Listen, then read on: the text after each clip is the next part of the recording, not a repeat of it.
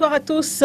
Nous sommes le mercredi 11 août 2021. C'est une date à retenir absolument parce que cette date marque la toute première conférence de presse donnée par l'international footballeur Lionel Messi sous les couleurs du Paris Saint-Germain. Son nouveau club après l'histoire écrite avec le FC Barcelone. C'est une nouvelle page qui s'ouvre ainsi dans sa carrière. Lui qui a encore soif de victoire, il a déclaré: mon rêve est de pouvoir soulever une nouvelle fois la coupe de la Ligue des Champions. C'était en conférence de presse ce mercredi matin à Paris.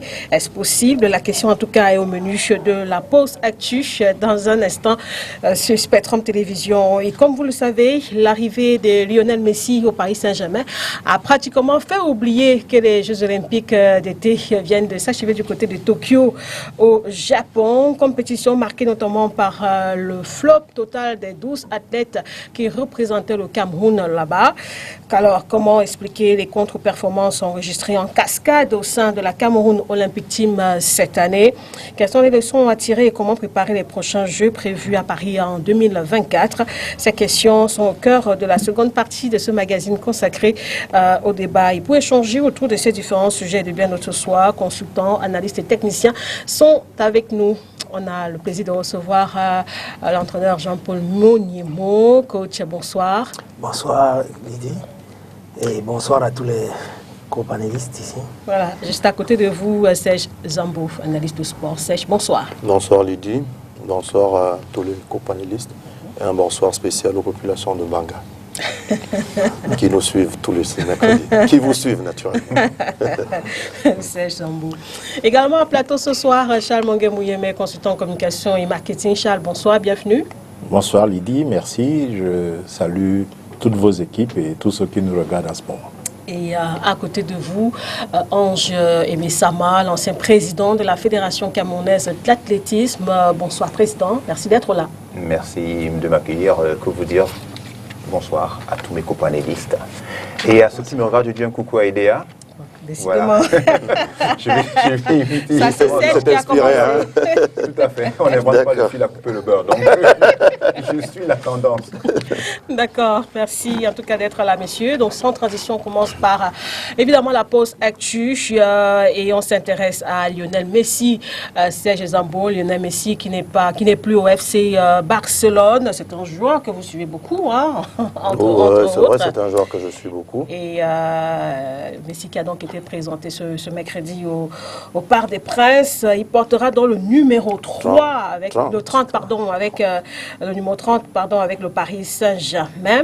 L'international argentin a donc, en tout cas, n'a pas caché son envie de soulever une nouvelle fois la Ligue, le trophée de la Ligue des Champions. Déjà, Serge, un mot sur ce mercato-là, ce transfert-là.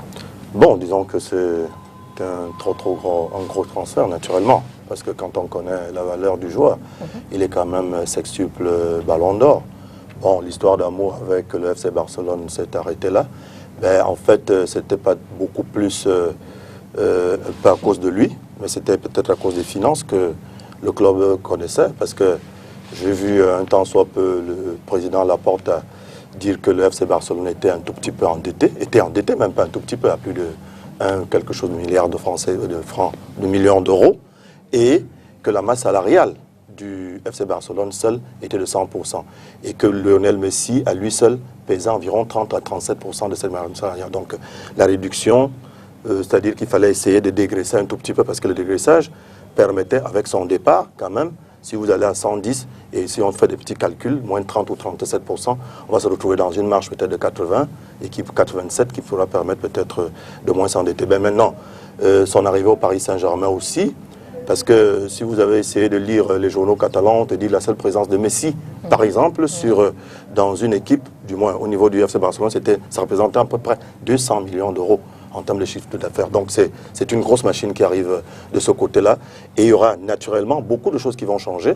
Il y a même déjà les chaînes de télévision, un peu comme à l'instar du Paris Saint-Germain, de Canal+, autant pour moi, pas Paris Saint-Germain, qui étaient en démêlés judiciaires par rapport aux droits de TV, avec Beansport et autres, parce que Canal+, seul détient à peu près 20% des droits de TV par rapport au championnat de Ligue 1 en France. Les 80% autres étant suivis par Amazon.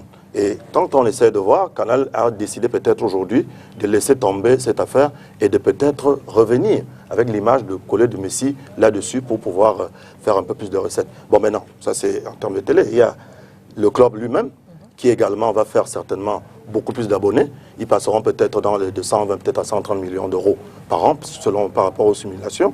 Il y a également, parce que là on parle toujours des chiffres, hein, parce que Messi, c'est vraiment ces chiffres. Ouais. Il y a également, en dehors de ça, le fait qu'il y aura une autre visibilité de la Ligue 1. Même les clubs qui sont environnants, je pense que si aujourd'hui Messi se rend à Marseille ou à Nantes, il y aura beaucoup plus de gens qui viendront pour voir un peu à quoi ça ressemble. Donc, le championnat français a une toute autre visibilité aujourd'hui. Ben, c'est vrai que ce qui n'était pas le cas avant, beaucoup plus. C'est vrai qu'entre-temps, c'est peut-être le Paris Saint-Germain qui sortait un tout petit peu du lot. Mais aujourd'hui, avec la venue de Messi, le championnat aura beaucoup plus gagné en matière de notoriété. Maintenant, le dernier point sur lequel je peux m'appuyer, c'est beaucoup plus sur ce merchandising, c'est-à-dire la vente des produits dérivés. Vous voyez un peu avec les produits, son maillot aujourd'hui, je ne sais pas si c'était un fait que j'ai peut-être pu voir tout à l'heure que juste pour aujourd'hui, c'est-à-dire 1 500 000 ventes. Bon, je ne sais pas trop. Mais maintenant, même au niveau même de la publicité, c'est-à-dire, j'ai parlé du merchandising et même de la publicité, autant pour moi. Donc, il y a également accord, c'est-à-dire le sponsoring, c'est le mot que je cherchais. Il aurait dû m'aider, lui qui s'y connaît très bien le sponsoring. Il y a accord qui est en ce moment aussi comment on appelle là, qui est le sponsor officiel du Paris Saint-Germain. Le contrat va finir en mars 2022.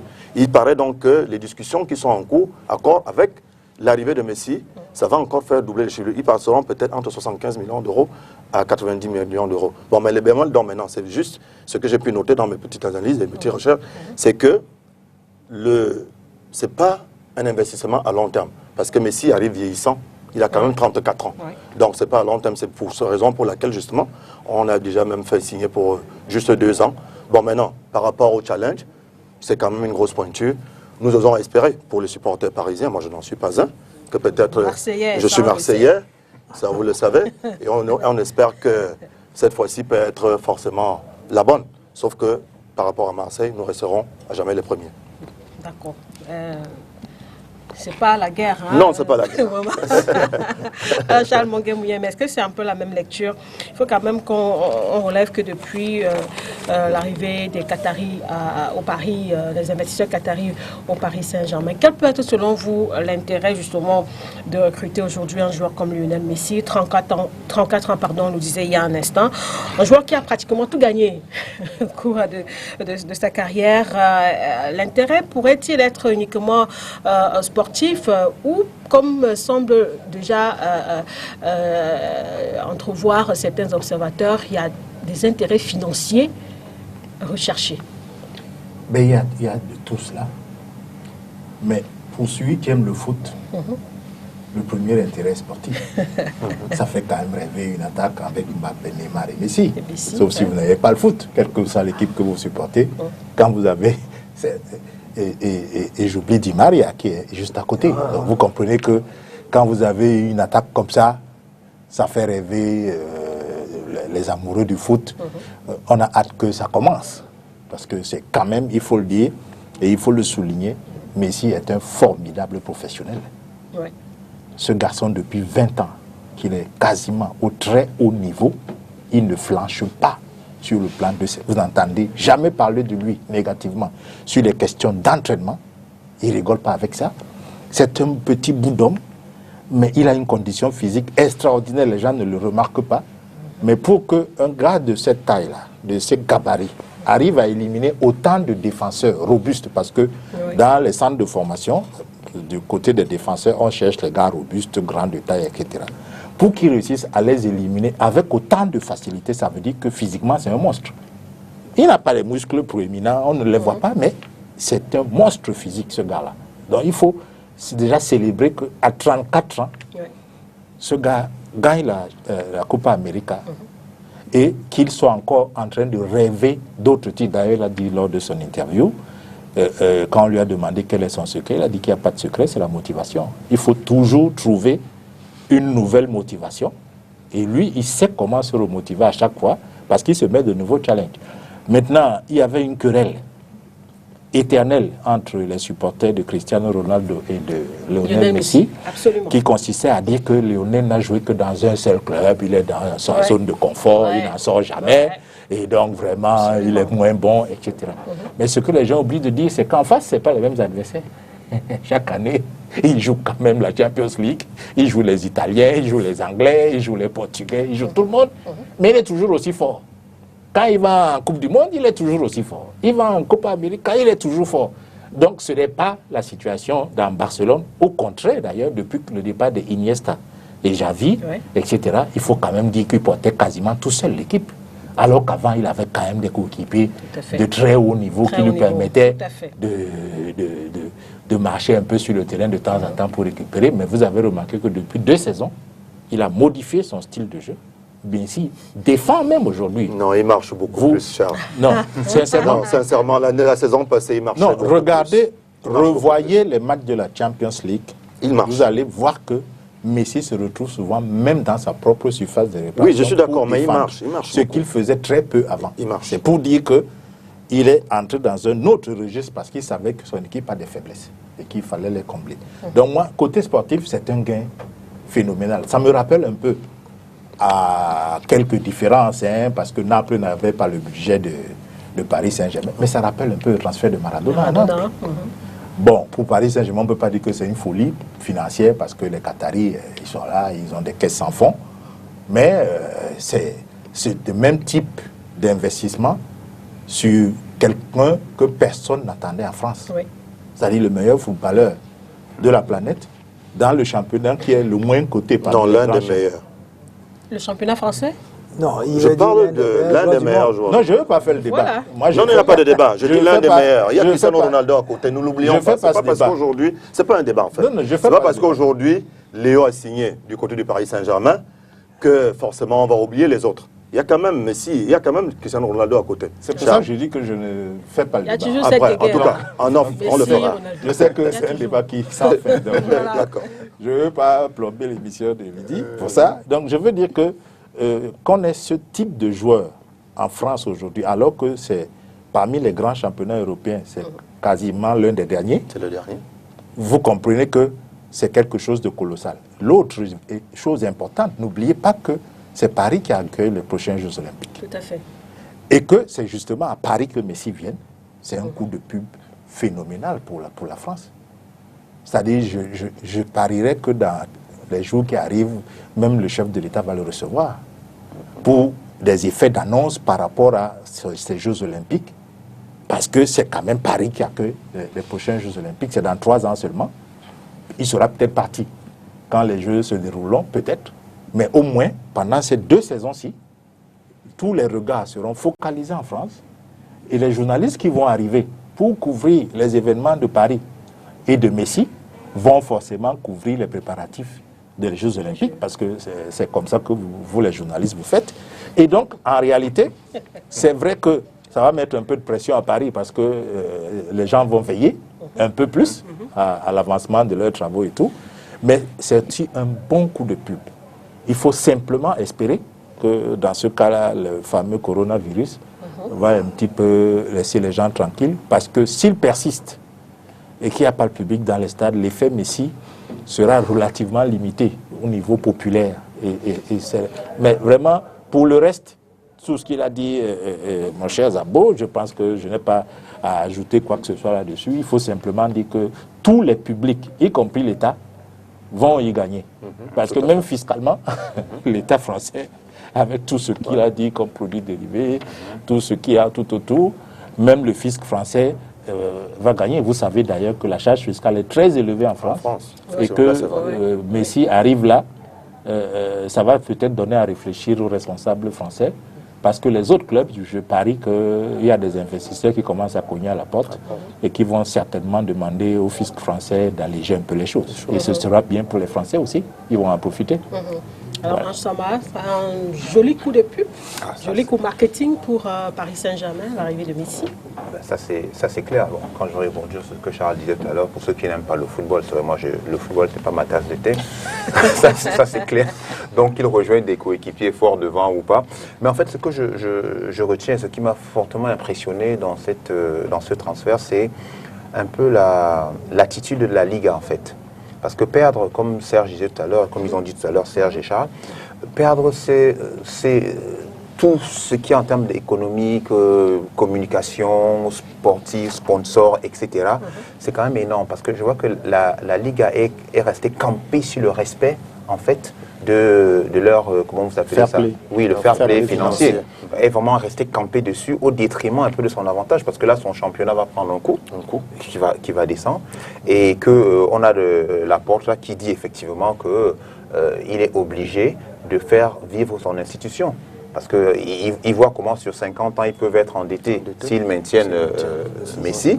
Et là, il dit non, il y a une institution, elle doit continuer à fonctionner. Bon, sous d'autres cieux, je pense qu'on aurait... Placer l'homme au-dessus des institutions. Exactement. Donc, moi, c'est cette action vraiment, vraiment que je loue. Hein.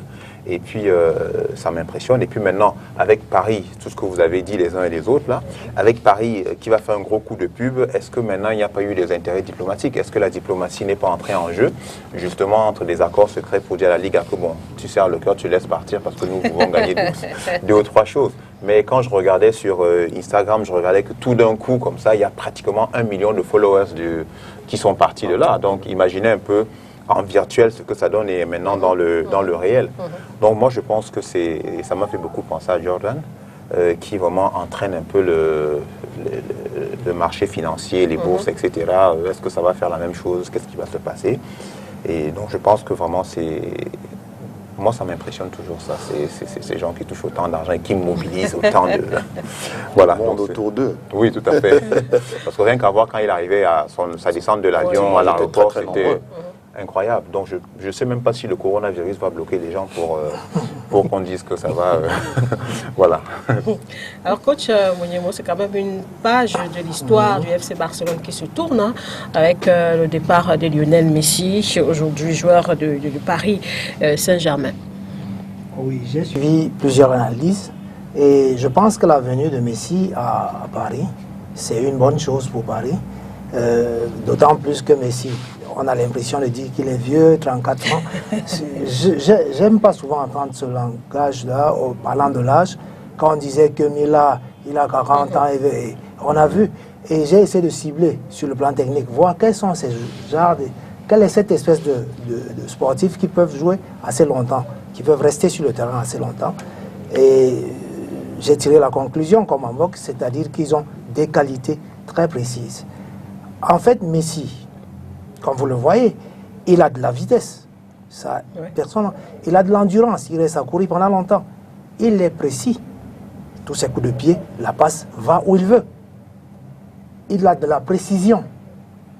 Bon, il a de la précision et il anticipe sur le jeu. Et ça, c'est de très grandes qualités. C'est ça qui porte Messi très haut. Maintenant, quand vous regardez d'autres joueurs, vous regardez les facteurs d'efficacité. Qu'est-ce qu'ils ont? Et Messi a la volonté. Ajouté à ça, il a le vouloir. Il veut arriver. Et ça le propulse un peu plus haut. Donc, pour que ce genre de joueurs baisse, même à 50%, il est mieux que certains meilleurs joueurs à 100%. Donc, celui-là, il va jouer s'il continue avec cette attitude, surtout qu'il est discipliné, comme le disait mon ami. Il a une discipline de vie correcte.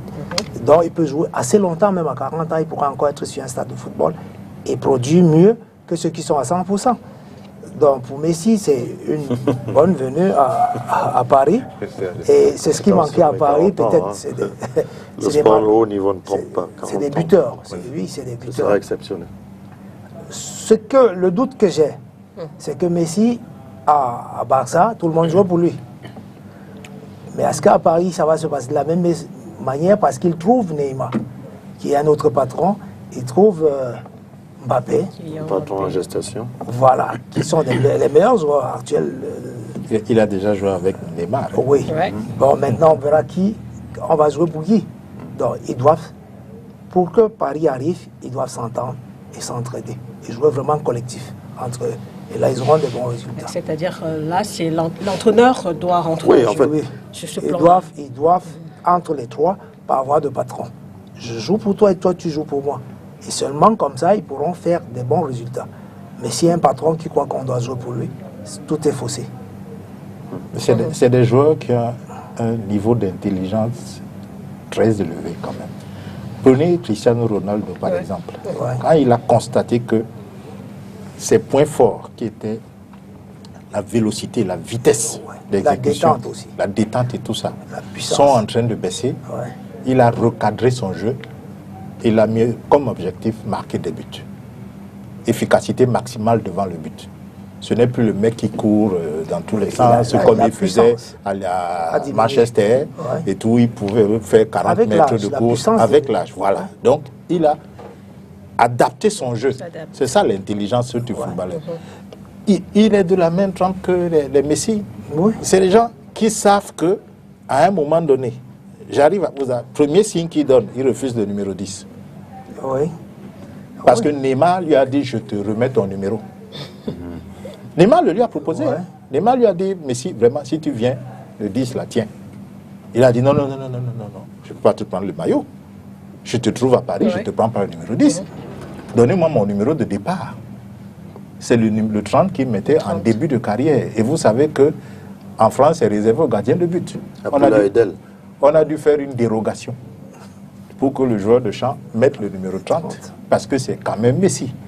On a fait cette dérogation pour l'avoir. Donc je dis que c'est des gens qui ont suffisamment d'intelligence. Quand vous regardez Mbappé, même dans ses interviews, vous voyez que c'est un mec bougrement intelligent.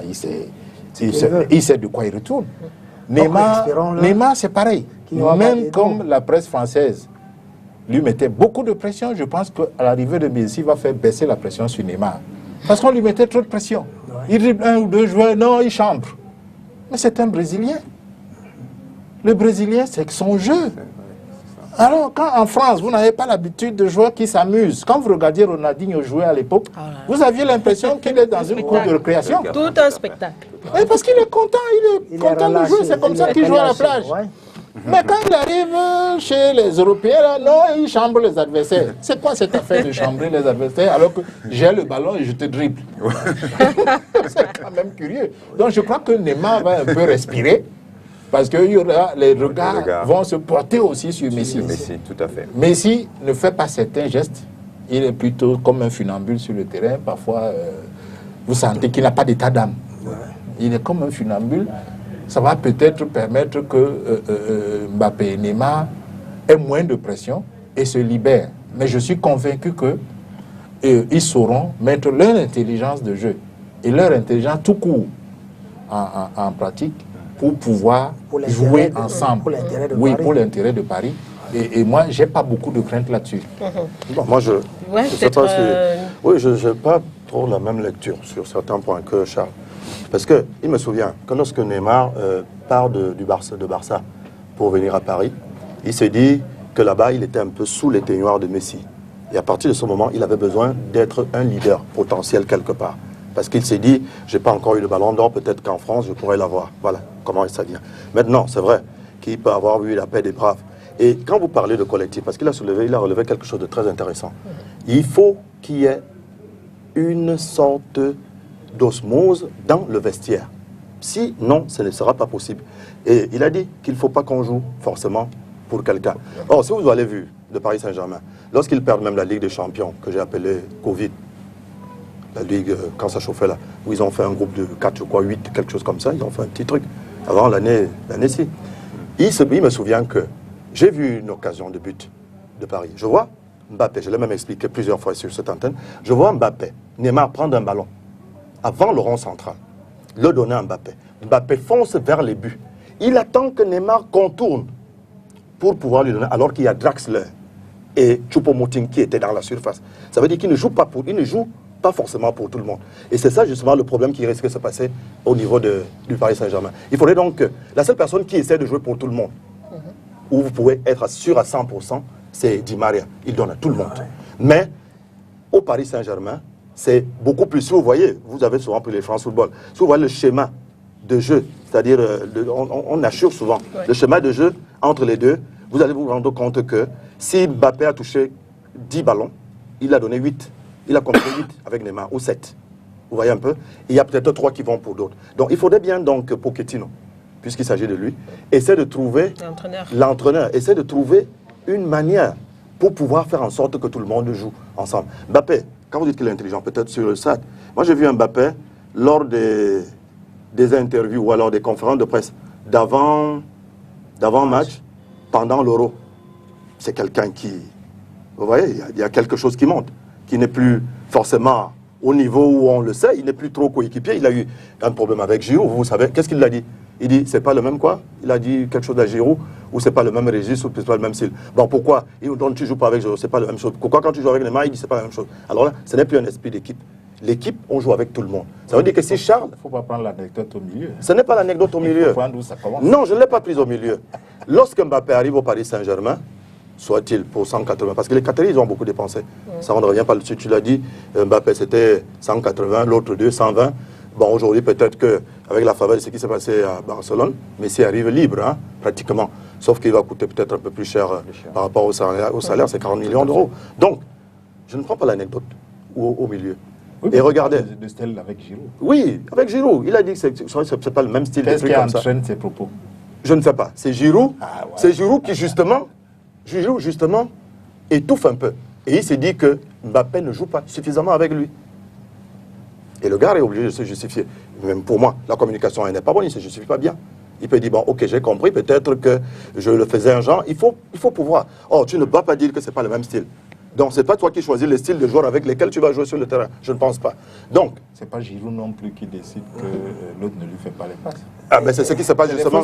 Non, c'est ce qui se passe justement sur le terrain. Toi qui es observateur averti, et quand tu regardes le match, tu te rends compte qu'il ne passe pas le ballon facilement à Giroud. Qu'est-ce que tu peux en conclure? Quand tu fais le retour, quand tu rentres un peu dans ta coquille. Moi, je pense que c'est ça. Il y aura avec... Et maintenant, je finis. Je chute, hein. Je chute. Regardez aussi. Quand je parle d'ego de Mbappé, il veut toujours, il avait voulu à un moment donné se substituer en sauveur de la France. Regarde, c'est lui qui va tirer le dernier penalty. Hein, quand on dit à la fin que c'est généralement, tu as dit tout à l'heure que le 30, c'est réservé au gardien. Je me souviens qu'Apoula Aïdel, notre gardien qui était camerounais, avait joué avec le numéro 30 au Paris Saint-Germain. Bon, vous voyez, lorsque nous gagnons la Coupe d'Afrique des Nations, c'est son Banak, leader de l'équipe, qui s'en va tirer le dernier. Donc, généralement, quand vous avez ce genre de lecture, vous voyez un peu, vous vous rendez compte que celui-là qui va tirer le dernier veut s'ériger un tout petit peu en quoi? En sauveur. C'est ce qui se passe lors de la coupe. Oui, sauf qu'aujourd'hui. Donc, d'accord, alors, en ce moment... Au niveau des tirs au but, ça a changé. Non, je ne pense pas. À une certaine... Non, c'est clair. Vas-y. Il faut vérifier. À une certaine époque, l'époque des Noubelia et tout, dans les Lions, des Koundé, le dernier tireur, c'était le meilleur tireur des Effectivement. Aujourd'hui, c'est le premier tireur qui est le meilleur tireur. Parce que les entraîneurs ont estimé que le premier tir au but est déterminant. Quand vous le loupez, vous avez plombé sur le plan mental tous vos coéquipiers qui arrivent derrière. Oui, parle du premier. Donc c'est le meilleur tireur. Et le dernier tireur, c'est quoi? Non, aujourd'hui, ce classement que tu fais n'a plus lieu d'être parce non, il a lieu d'être, au niveau des tirs au but, il a lieu d'être, regarde. C'est l'un après l'autre. Non. L'autre chose que je veux dire, oui, vas-y. Si on sort des tirs au but, si on sort des tirs au but, oui. Moi, je veux qu'on soit d'accord. Et on a un entraîneur, je suis sûr que même dans sa discipline, c'est comme ça.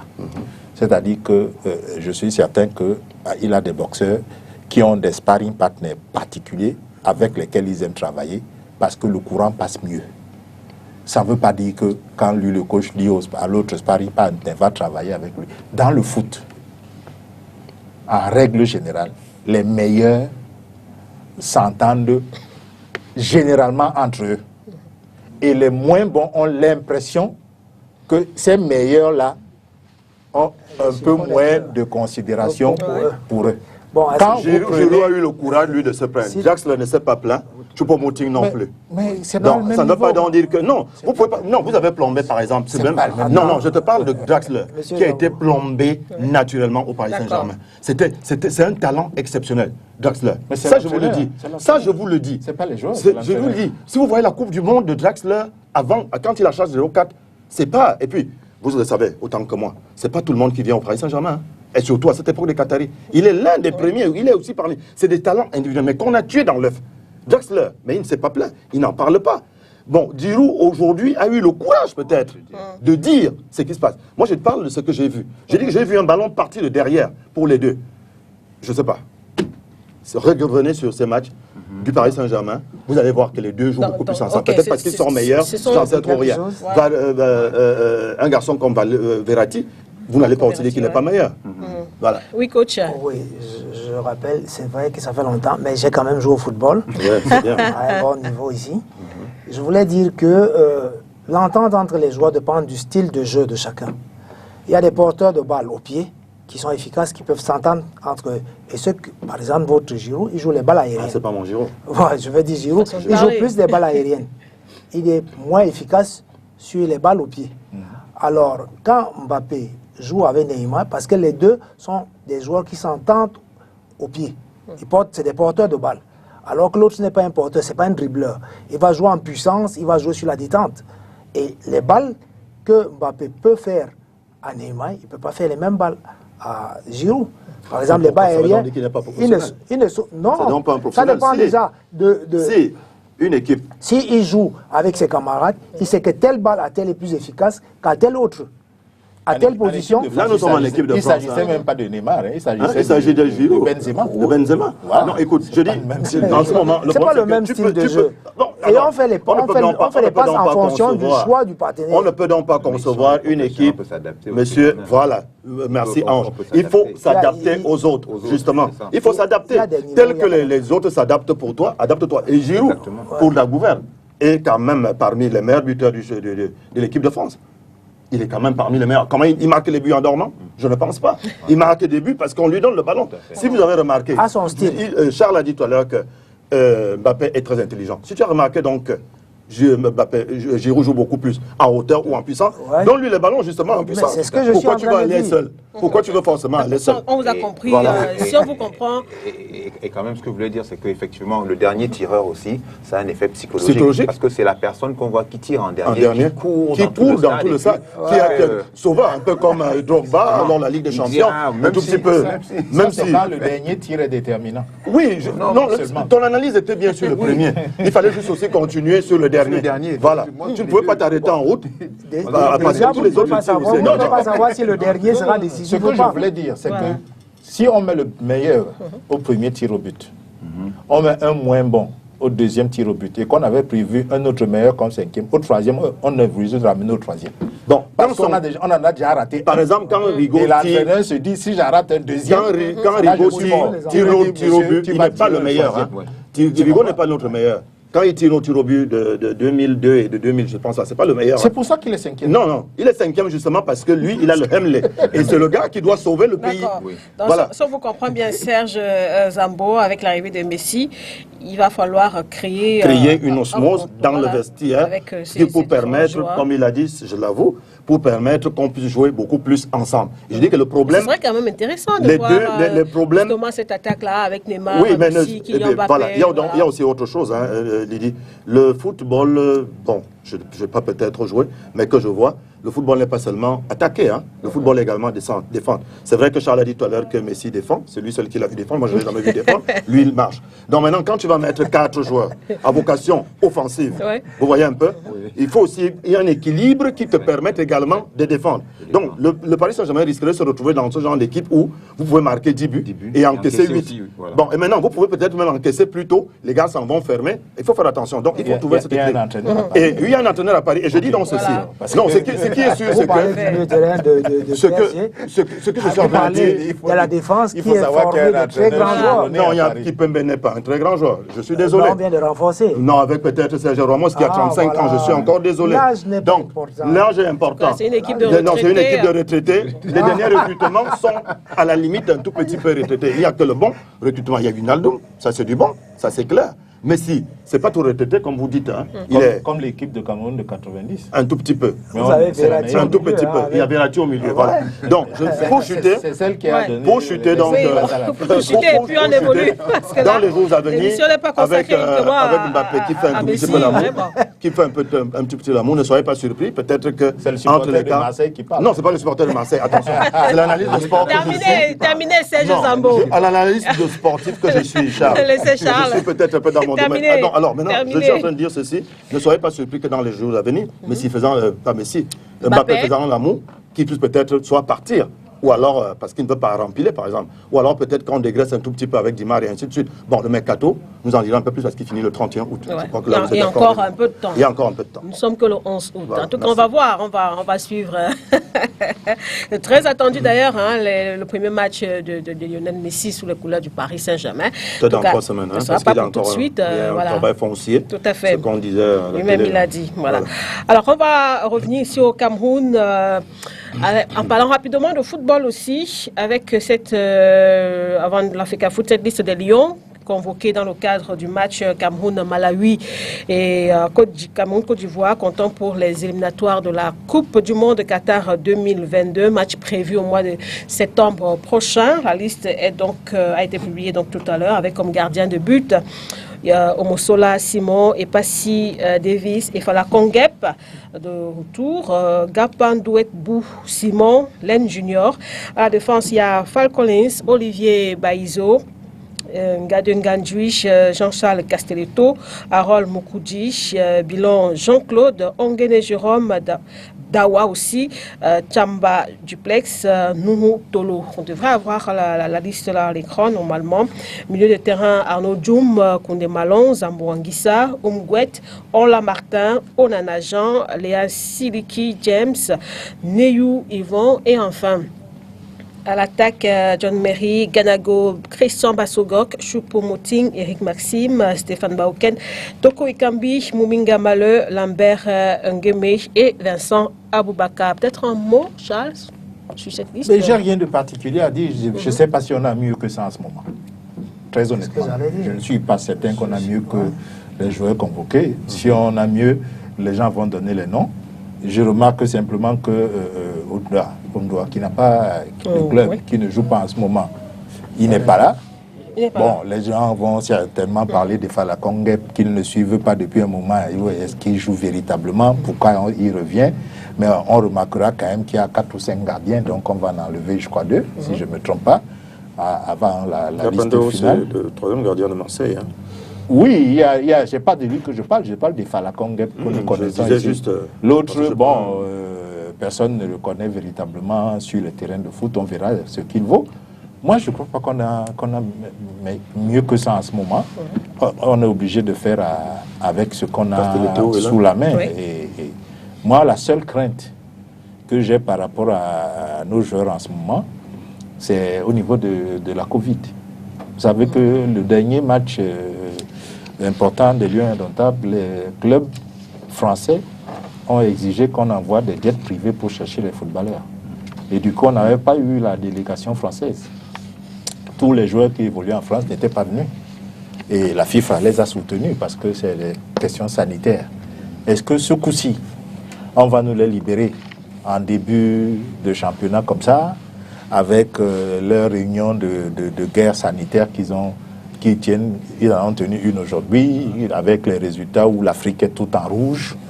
Bon, alors, est-ce qu'on va nous les libérer? Parce que si la colonie française est enlevée de cette liste, on commence à avoir quelques problèmes. Parce que Arnaud Djoum et tout, c'est des vieux lions, mais ça commence à jouer dans des clubs qui n'ont pas de compétition de très haut niveau. Et donc, forcément, ce n'est pas des joueurs qui sont très compétitifs en ce moment par rapport au niveau international. C'est ça qui... Bon, maintenant, tout le monde est servi. Je crois qu'il y a quand même des joueurs locaux. Enfin, un local et demi. Parce que Arène est en train de partir, donc le Coton, il part, mais il était quand même local, il part aussi. Et puis il y a le gardien de Coton aussi, Len qui est là. Junior. Donc je crois que tout le monde est servi, on ne dira pas qu'il n'y a pas de locaux. Et vraiment pour ceux qui suivent un peu le foot camerounais, tant à l'international que localement, il va être difficile d'ajouter plus de 2, 3, 4 joueurs là-dedans. Bon, donc pour moi, ça ne me pose pas de gros problèmes. Charles, alors, il n'y a pas mieux. Bah, moi, il n'y a pas mieux, comme vous dites. C'est Charles qui le dit. Hein. C'est Charles qui le dit, il n'y a pas mieux. Bon, maintenant, moi, j'ai même peur, je suis un peu poussif. C'est-à-dire, Charles a dit tout à l'heure que est-ce que les gars vont nous libérer les joueurs pour le match de septembre. Bon, en notant aussi que le premier match va certainement se jouer à Olembe, je crois, le 3 septembre. Maintenant, la peur que j'ai, c'est peut-être pour la Coupe d'Afrique également qui arrive. Est-ce que le même scénario ne va pas se reproduire? Et là, est-ce que ça n'aura pas un impact sur tout le football africain? Parce que là, ce sera une messe africaine. Est-ce qu'ils vont libérer les joueurs qui sortent du Sénégal? Est-ce qu'ils vont libérer ceux qui sortent du Cameroun, qui jouent pour le Sénégal, pour l'Égypte, et ainsi de suite? Donc, il faut avoir une peur peut-être pour cette CAN avec cette histoire de Covid. Mais bon, attendons de voir. C'est pour ça qu'à mon avis, il faudrait peut-être préparer une sélection locale. Tout à fait. Essayer de la mettre à niveau. Parce qu'on ne sait jamais. Tout à fait. La FIFA va forcément soutenir l'Europe. Quand elle va invoquer les problèmes sanitaires. Voilà, la FIFA va mettre sous le boisseau sa règle de libération des joueurs. D'ailleurs, l'un des signes qu'il annonce, c'est que Messi a dû mettre dans son contrat que si l'Argentine le convoque, on est obligé de le libérer. Il n'avait pas besoin de ça, puisque la FIFA a déjà une règle qui oblige à libérer. S'il le précise, c'est qu'il pressent que, pour les questions de Covid, on va dire l'Amérique du Sud est loin, comme il dit souvent, c'est trop loin. On ne veut pas laisser les joueurs aller aussi loin dans des pays qu'on ne contrôle pas sur le plan sanitaire. Il a préféré mettre ça dans son contrat directement. Si Messi le met dans son contrat, moi j'ai des craintes par rapport à nos joueurs. Parce que quand vous avez Salah à Liverpool, vous avez Mané à Liverpool et tout, vous avez Choupo-Moting à Bayern, vous avez les Moukoudi en France et tout, les Neyou, les Payou, c'est Neyou et tout ça, les Zambo et tout. Est-ce qu'on les aura à ce moment-là? Peut-être qu'il serait intelligent de commencer à préparer une équipe locale qui peut prendre la relève. À la limite, même s'entraîner avec celle-ci. En même temps, c'est-à-dire on aurait dû convoquer peut-être une trentaine ou 35 joueurs. Même 40. Oui, mais les mettre ensemble au cas où on aurait des problèmes. Parce que moi, avec cette histoire de Covid, ça va un peu dans tous les sens au niveau des règlements qu'on enfreint. Parce que urgence sanitaire, parce que pandémie. Oh, justement, c'est là-bas chez eux que ce truc a fait beaucoup plus de ravages. Chez nous, je pense même que s'ils voudraient même être beaucoup plus en forme, ils devraient même descendre ici. Les preuves sont là. Nous, on n'en meurt pas forcément comme chez eux, c'est vrai. C'est eux qui devraient descendre ici, vivre nos expériences. Moi, je suis très surpris qu'on nous fasse ça et autres. Donc. Non, moi, c'était pas au menu en tant que tel, mais vous souhaitez réagir, coach, allez-y rapidement. Je ne sais pas par rapport à la liste. Le problème, c'est la préparation. Et même si on a les joueurs locaux, il faudrait qu'ils soient préparés, qu'ils fassent des matchs amicaux, qu'ils fassent des sparring. Sinon, on va aller toujours qui joue aussi le championnat normalement. Sinon, ça va être le chan. Sinon, ça va toujours aller n'importe où. Donc, il faut des matchs amicaux suffisamment pour préparer ses enfants. Même si vous prenez les meilleurs joueurs du monde et qui n'ont pas de préparation, vous n'aurez pas de résultats. Donc, tout est dans la préparation. On va parler rapidement de la Fédération camerounaise de football avec cette session extraordinaire de l'Assemblée générale qui s'est tenue le 7 août dernier du côté de Yaoundé. Il était question d'adopter les statuts types des ligues départementales, régionales, spécialisées et adopter aussi les projets de modification des règlements généraux et du règlement de la Chambre nationale de résolution des litiges.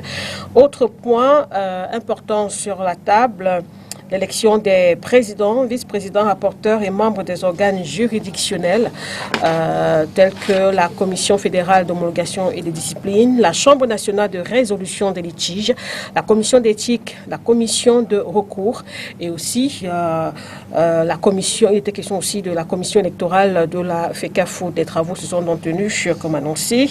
Nous allons vous proposer de suivre un extrait des recommandations du président par intérim de la Fédération camerounaise de football lors de cette assemblée générale à Yaoundé.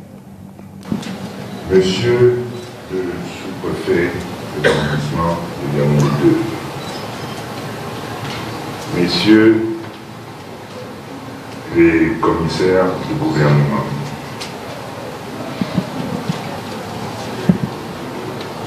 Messieurs les présidents d'honneur,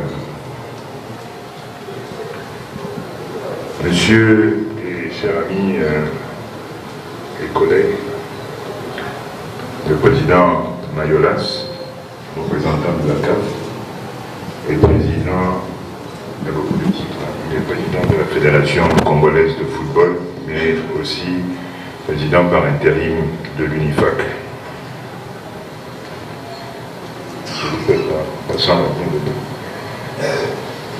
Mesdames et messieurs les membres du bureau exécutif,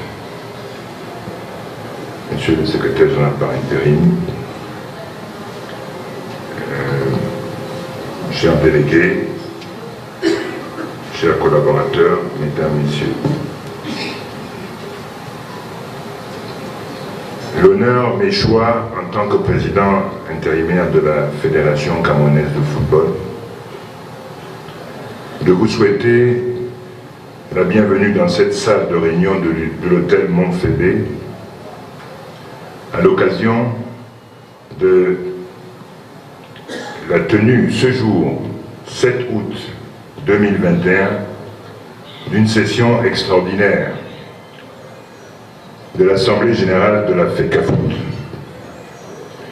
prioritairement consacrée à l'élection des membres de la commission électorale, des organes juridictionnels, ainsi que d'autres points inscrits à l'ordre du jour. En ce qui concerne les projets statutypes des ligues départementales, régionales et spécialisées, vous devez avoir à présent à l'esprit qu'une ligue sportive de football, quelle que soit sa nature, est l'émanation de la FECAFOOT. Et la dite ligue exerce sous la tutelle et le contrôle de la FECAFOOT, qui a la charge d'en fixer par les statuts types les missions, l'organisation et la compétence territoriale. Un extrait du discours du président intérimaire de la FECAFOOT sélectionné par Mireille Siabzié à Yaoundé. Peut-être un commentaire rapide, Charles Mongué Mouyemé, par rapport au processus électoral en cours. Comme vous dites, il sera rapide. Premièrement, il ne faut pas abuser des mots. Il ne s'agit pas de l'Assemblée générale de la FECAFOOT. On est dans un État où on doit respecter le droit, on doit respecter les règles. Vous ne pouvez pas avoir été vous-même mis en place dans un processus où il y avait une assemblée générale précise qui vous a porté à la fédération. On annule le processus, on annule votre élection et vous créez une nouvelle assemblée générale. Elle sort d'où? Il ne s'agit pas. L'émanation de quoi? Il ne s'agit pas de l'Assemblée générale de la FECAFOOT. Première chose. Donc, vraiment, pour moi, c'est une réunion qui s'est tenue à Yaoundé, où on a utilisé le nom FECAFOOT, etc. Donc, pour moi, l'autre chose, c'est que je ne comprends pas. Et je suis ici avec un ancien président de fédération, un directeur technique. Je pensais qu'il y avait une direction des normes au ministère des Sports. En ce moment-ci, je ne sais plus quel est son rôle. Vous ne pouvez pas laisser faire ce genre de choses quand c'est vous qui détenez les normes. Quand vous détenez les normes, c'est que vous avez la loi qui organise l'activité sportive, vous avez les statuts des fédérations, vous avez un certain nombre de choses. Et quand il y a eu des problèmes juridictionnels, vous avez les sentences. Le ministre des Sports a fait récemment une lettre pour leur dire que ce que vous êtes en train de faire, il ne s'agit pas de cela. Le TAS vous a dit c'est 2009. Éminent juriste, en plus. Lui-même juriste. Voilà. Avec en plus dans son ministère une direction des normes. Mais vous avez entendu là, il a parlé de monsieur le préfet.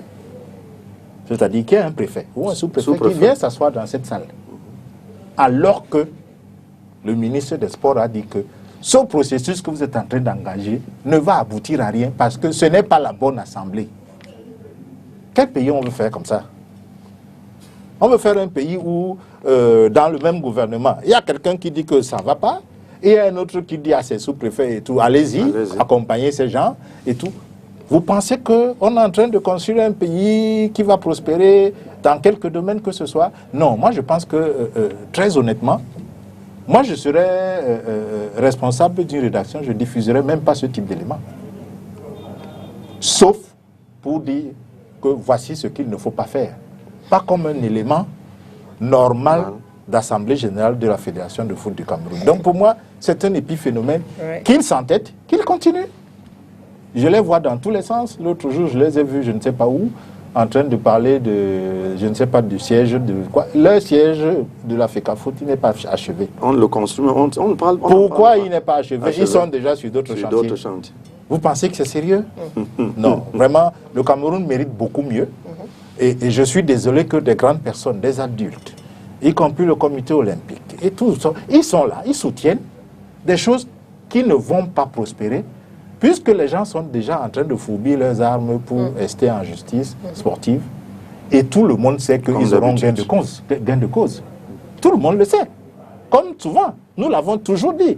Que vous allez droit vers un mur, nous l'avons dit sur tous les plateaux. Non, ça va, ils envoient des gens vous expliquer le droit et à l'envers, à l'endroit, tout ce que vous voulez. Et puis, au bout de l'opération, c'est annulé. On a dépensé de l'argent pendant 2 ans qu'on ne va pas justifier parce que c'était une période de bruit. Donc, allons-y. Moi, on verra bien où ça va aboutir, mais il faut que ceux qui ont des responsabilités, comme la direction des normes du ministère des Sports, qui se mettent au travail pour faire valoir leur véritable rôle. Leur véritable rôle, c'est de veiller à ce que les règles, la réglementation soient... Et les petites menaces, des papiers en tête avec FIFA et CAF, que ça ne les ébranle pas. La FIFA elle-même est justiciable. Donc, ce n'est pas un problème. D'accord. Alors, peut-être pour terminer sur la question Ange Sama, on a un peu suivi la réaction de Charles Mongué Mouyeme. Est-ce qu'il faut peut-être déjà comprendre que le processus électoral en cours ne pourrait pas être un processus crédible au moment venu? Comme je dis encore, avec les histoires, déjà au football et moi, maintenant encore avec ce qui est les affaires de la FECAFOOT et tout ça là, pour moi encore ça me déshonore tellement avec toutes ces batailles qu'il y a, alors que c'est le sport, que le football qu'on est en train de tuer, et c'est même pour ça que je m'éloigne. Mais ce que je voulais dire, c'est que dans l'ensemble, le processus est effectivement lancé. Et je ne vais pas rentrer dans les débats qui ont déjà eu lieu, entre Charles, peut-être Serge qui n'apprécie pas, ce qui c'est pour eux. D'autres personnes apprécient, parce que d'autres vont vous dire que le TAS a dit que c'est le bureau actuel qui accompagne suivant les statuts de 2012. Alors, il y en a qui reviennent au statut de 2009. Bon, maintenant on parle des statuts de l'Assemblée de 2009, d'autres parlent de l'Assemblée de 2012. C'est ce que le TAS a bien dit dans son article, je crois, 235, quand j'ai lu en passant comme ça. Mais maintenant, nous voyons donc que le processus a été lancé. On a eu une première assemblée, je crois que c'est une assemblée, en juillet. Le 13 juillet. Voilà. Pour l'adoption des statuts et autres. Voilà, qui ont été adoptés par certaines, ou si ce n'était pas d'accord, tout le monde devait partir de là. Le 13 août, enfin le 7 août, il y a eu autre chose encore. On a adopté maintenant, on a fait l'élection de la commission nationale, enfin je peux dire électorale, je peux dire une commission qui va faire les élections. Le gouvernement, donc c'est tout le gouvernement qui est impliqué à l'intérieur, puisque le ministère, le MINAT était représenté, parce qu'en ce moment, la tutelle de la FECAFOOT, me semble-t-il, c'est le MINAT. Et le ministère des Sports était aussi représenté. La FIFA, la CAF, ils étaient tous représentés. Bon, maintenant, moi, pour ma part, je pense que si nous aimons le sport et qu'on aime le Cameroun en général, vous savez, moi j'ai perdu la tête de la fédération d'athlétisme, il y a eu beaucoup d'incongruités, tout ce que vous voulez. Bon, ok, j'ai accepté. J'ai dit, ok, je ne veux pas... J'ai commencé à engager une procédure, mais à chaque fois, pour une virgule, pour autre chose, non. On laisse. Je suis rentré à la Ligue départementale d'athlétisme du Fundi. Parce que là, je rentre, je vais fourbir mes armes. Moi, c'est ce que je recommande un peu. J'ai été président de fédération, donc je sais ce que c'est pas facile à un moment donné.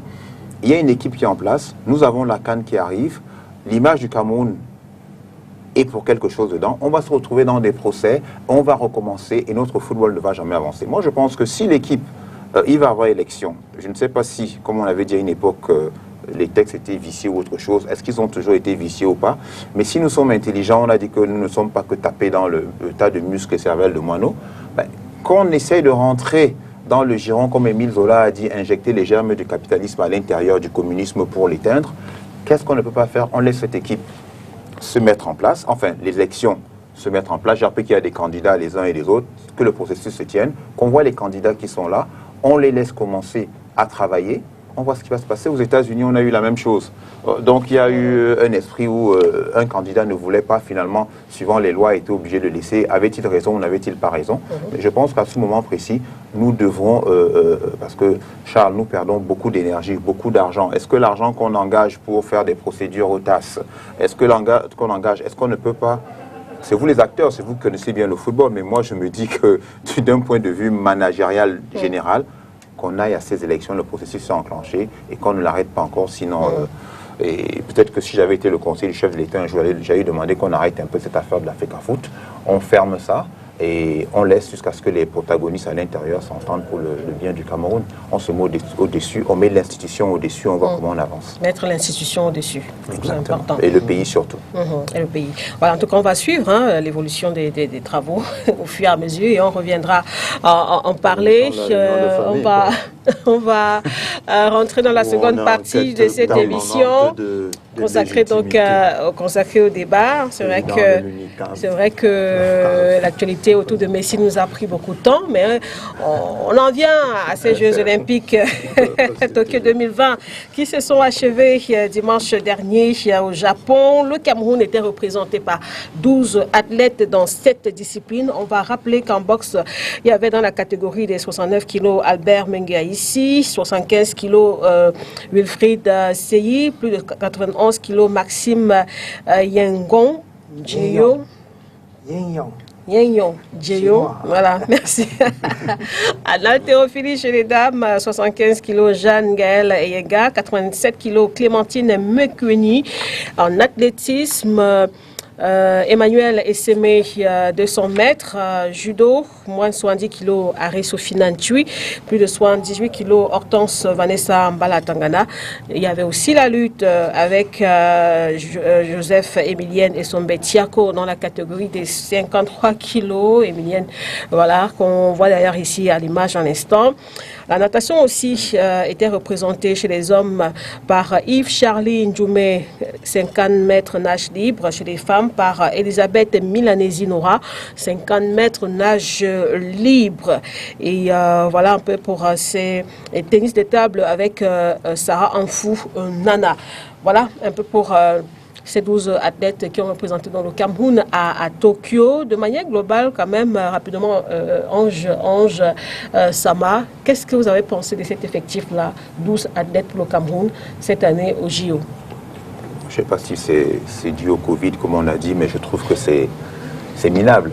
C'est-à-dire qu'au fil des temps, au lieu d'avancer, on regresse. Parce que quand je regarde un peu à une certaine époque, moi, rien que quand j'étais président de la fédération, j'avais fait partie de 12 athlètes. Rien qu'en athlétisme. 12 performeurs en minima.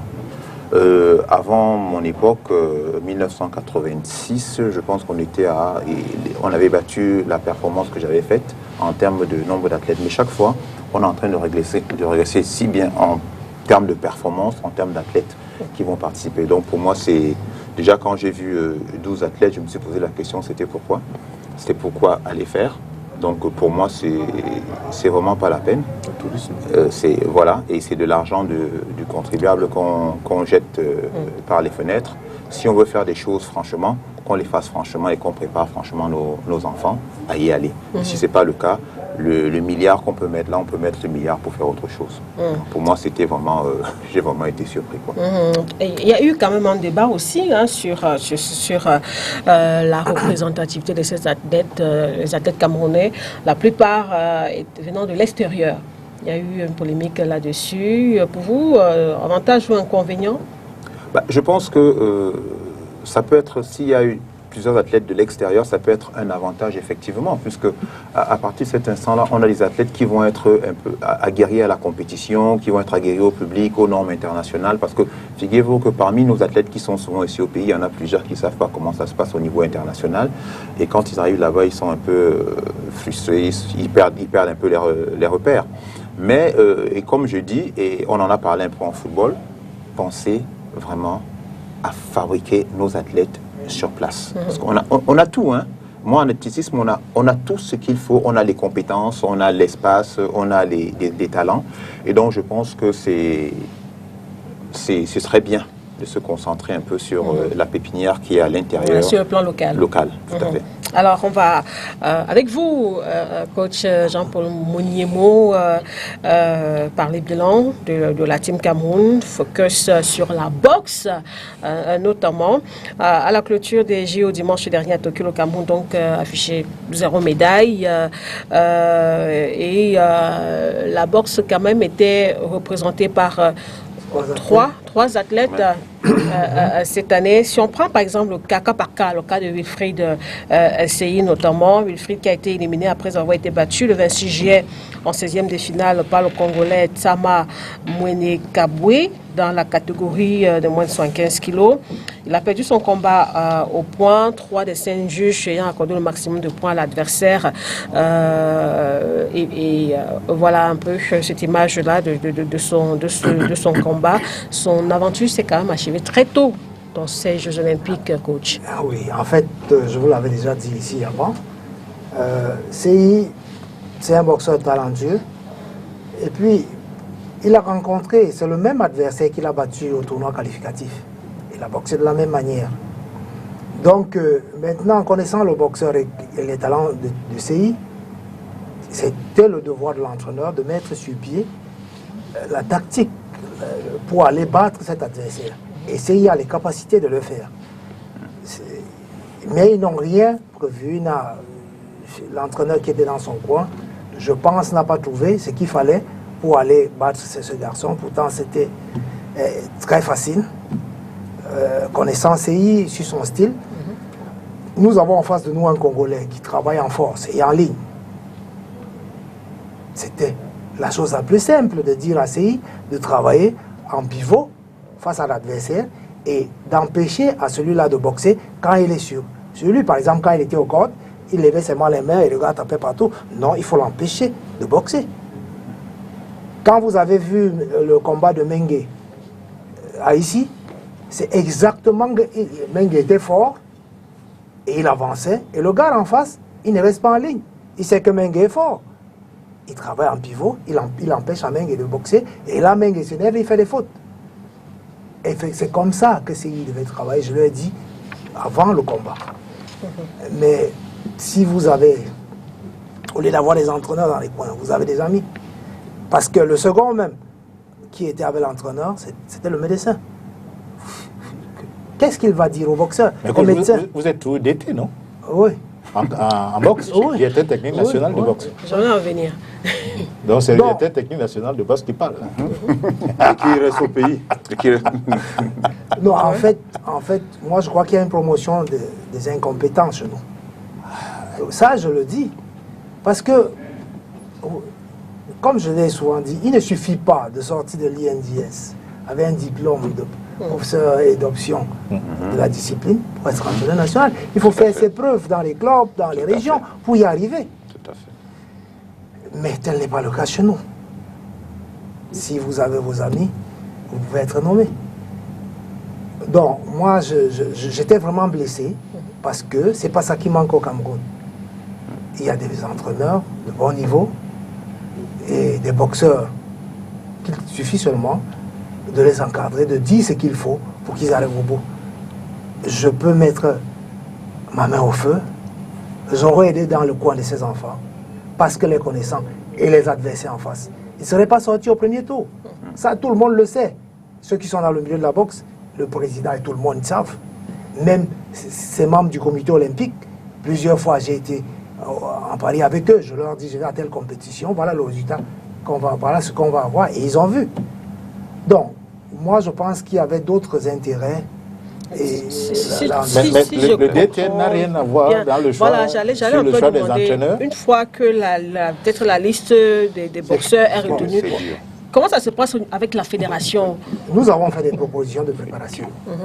Nous avons fait des propositions des coachs qui devaient accompagner l'équipe. Mais le CNO a choisi son entraîneur. Il n'y a pas eu de préparation. Les enfants sont restés sur place jusqu'au départ.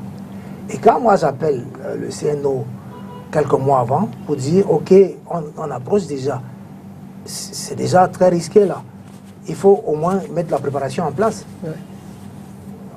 On dit oui, on est en train de chercher comment. Vous avez donné un programme, on est en train de voir comment on peut l'appliquer. Et je demande et les encadreurs. On me dit non, nous allons décider de l'encadreur le moment venu. Ok. Moi, je suis à Douala et si j'étais à la place de l'entraîneur qui savait déjà au moins 2 mois avant dans les accréditations que c'est lui qui devait amener l'équipe, il aurait commencé au moins une préparation locale. Mais tel n'a pas été le cas. A fait des sparring déjà à Yaoundé avec ce qu'on peut avoir sous la main, mais jusque-là, ça devait être difficile parce que vous avez 3 athlètes de catégories différentes. Oui. Vous avez un super lourd, il faut qu'il ait la sensation des coups des gens de sa catégorie. Ce n'est pas en prenant les gants avec les gens moins lourds que lui. Par exemple, il faut qu'il sente la difficulté de sa catégorie. Mais vous le prenez sans sparring, vous l'amenez en compétition, ça va être compliqué. Compliqué. Et ceux de la petite catégorie, s'ils font le sparring avec le plus grand, ça ne sera pas la même vitesse. Ceux de sa catégorie ont une vitesse différente, ont une lecture différente. Et puis vous avez un seul style de boxeur en face de vous. Par contre, il faut boxer le gaucher, il faut boxer le frappeur, il faut boxer le styliste, il faut boxer les grands de taille, les petits. Tout ça pour varier ce qui peut vous arriver. Et il faut que l'entraîneur ait les compétences de dire que quand je joue contre une équipe qui fait du 4-2-4, voilà le style qui convient à contrer le 4-2-4. Mais il faut déjà que l'entraîneur sache même qu'on est en train de jouer en 4-2-4. À ce point. Oui. Mais je suis quand même Parce surpris que, de la DTN. oui. Parce qu'il faut observer le coin du boxeur. Moi, je le dis depuis toujours, c'est les 60% de son combat, de sa performance. Parce que c'est vous qui observez, c'est vous qui diagnostiquez, vous prescrivez ce qu'il va faire. Si vous ne pouvez même pas observer, si vous ne pouvez donc pas diagnostiquer, qu'est-ce que vous allez prescrire? Faux. Vrai. Hein? Si vous ne détectez pas le style qui est en face de vous, et vous connaissez la manière de contrer ce style, vous allez dans le creux. Vous n'allez pas vous faire des amis, hein? J'en ai pas besoin. Ça fait plus de 40 ans que je fais la boxe. Non, c'est clair. Voilà. Je suis né dans la boxe, je fais de la boxe. Et j'ai la lecture, je travaille avec les Américains, les Russes, les Français et tout. Je connais tous les styles, les Kazakhs. Donc, quand je boxe par exemple un Cubain, les Cubains, c'est ceux qui ont le même style que nous. Ils varient en fonction de l'adversaire. Mais vous avez par exemple les Kazakhs, les Russes, qui ont une seule manière de boxer. Ils avancent, ils ne reculent pas. Vous l'amenez à reculer, il a déjà des problèmes. Par exemple, je vous donne un exemple simple. Le Français, il a une garde statique. Il laisse ses ouvertures sur les côtés. Vous travaillez le Français, ce n'est pas en direct. Le direct sera la fin pour entrer dans ses côtes. Et les autres ouvertures, ils ne changent pas. Vous pouvez regarder les boxeurs français si vous avez le coup d'œil. C'est comme ça. Donc, moi, je connais presque tous ces styles. Et en préparant les boxeurs camerounais, je leur montre tous ces styles. À tel point que quand il est sur un ring face à un Kazakh, je vais lui dire, voilà comment on va faire. On le pousse à reculer. Il ne travaille pas en défense. Si vous êtes les premiers à avancer, il prend tout ce qui vient. Voilà, donc, si vous maîtrisez tout ça, il est normal donc d'entraîner les boxeurs à un bon niveau. Et quand vous êtes dans un coin, vous comprenez ce que vous avez en face. Si on vous comprend bien, coach, vous avez proposé un programme de préparation. Avec un stage normal au Kazakhstan, parce que je sais que c'est un grand camp d'entraînement. J'y étais déjà. C'est un grand centre d'entraînement avec une variété de boxeurs. Les Italiens, tous les autres en Europe viennent là-bas se préparer. Alors vous allez rencontrer les Italiens et tout le monde. En partant de là, vous connaissez où se situent vos boxeurs. Mais si vous restez à Yaoundé, au camp de l'unité, à faire les musculations, Donc finalement, à faire vous n'avez pas eu de feedback. Il n'y a rien eu, il n'y a pas eu de stage. Il n'y a pas eu de stage.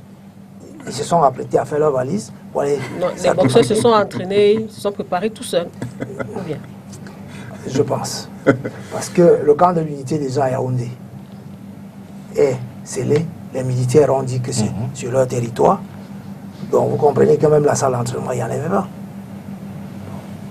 Il y en a un qui avait fait un SMS, un SOS. Donc vous comprenez que les enfants étaient dans des conditions très difficiles. Très difficiles. Même ce qu'ils ont fait là, c'est déjà bien. Mais je dis, ces enfants, ils ont du potentialité, ils n'ont pas fait ce qu'ils peuvent faire, ce qu'ils ont l'habitude de faire. Vous avez le super lot, que le russe bat. Mais en face de lui, vous avez un russe qui n'est pas endurant. Le mien est endurant. Le Camerounais est endurant. Il est puissant, le russe n'est pas puissant. Il boxe en contre. C'est facile aussi. Hein. Ça, c'est... Il boxe en contre, c'est-à-dire que quand vous émettez l'attaque, il frappe avant vous et vous touche. Mais feintez. Il va venir et vous... Ça, c'est la deuxième chose. Il attend toujours que vous attaquez pour qu'il réagisse, le contreur. Mais amenez-le à attaquer. Vous comprenez? Il travaille généralement dans les cordes. Sortez-le des cordes. Donc, il y a plusieurs formes de boxer ces gens. Donc, moi, dans ma tête, j'étais convaincu que nos boxeurs pourraient sortir en quart. En quart des finales? Oui, parce que ça devient corsé là-bas. Et puis, quand on regarde les pays africains, il faut battre avant la limite pour passer. Il faut gagner avant la limite. Et au point, vous risquez, si c'est un peu à égalité, vous êtes à côté.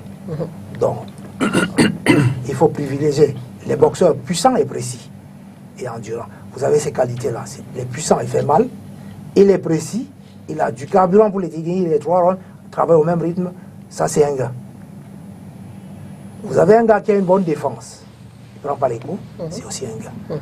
Donc, il faut voir dans tous ces facteurs d'efficacité ce que le gars a pour arriver à ce niveau. Donc, nous avons des gars qui ont des qualités, mais qu'on n'a pas exploitées.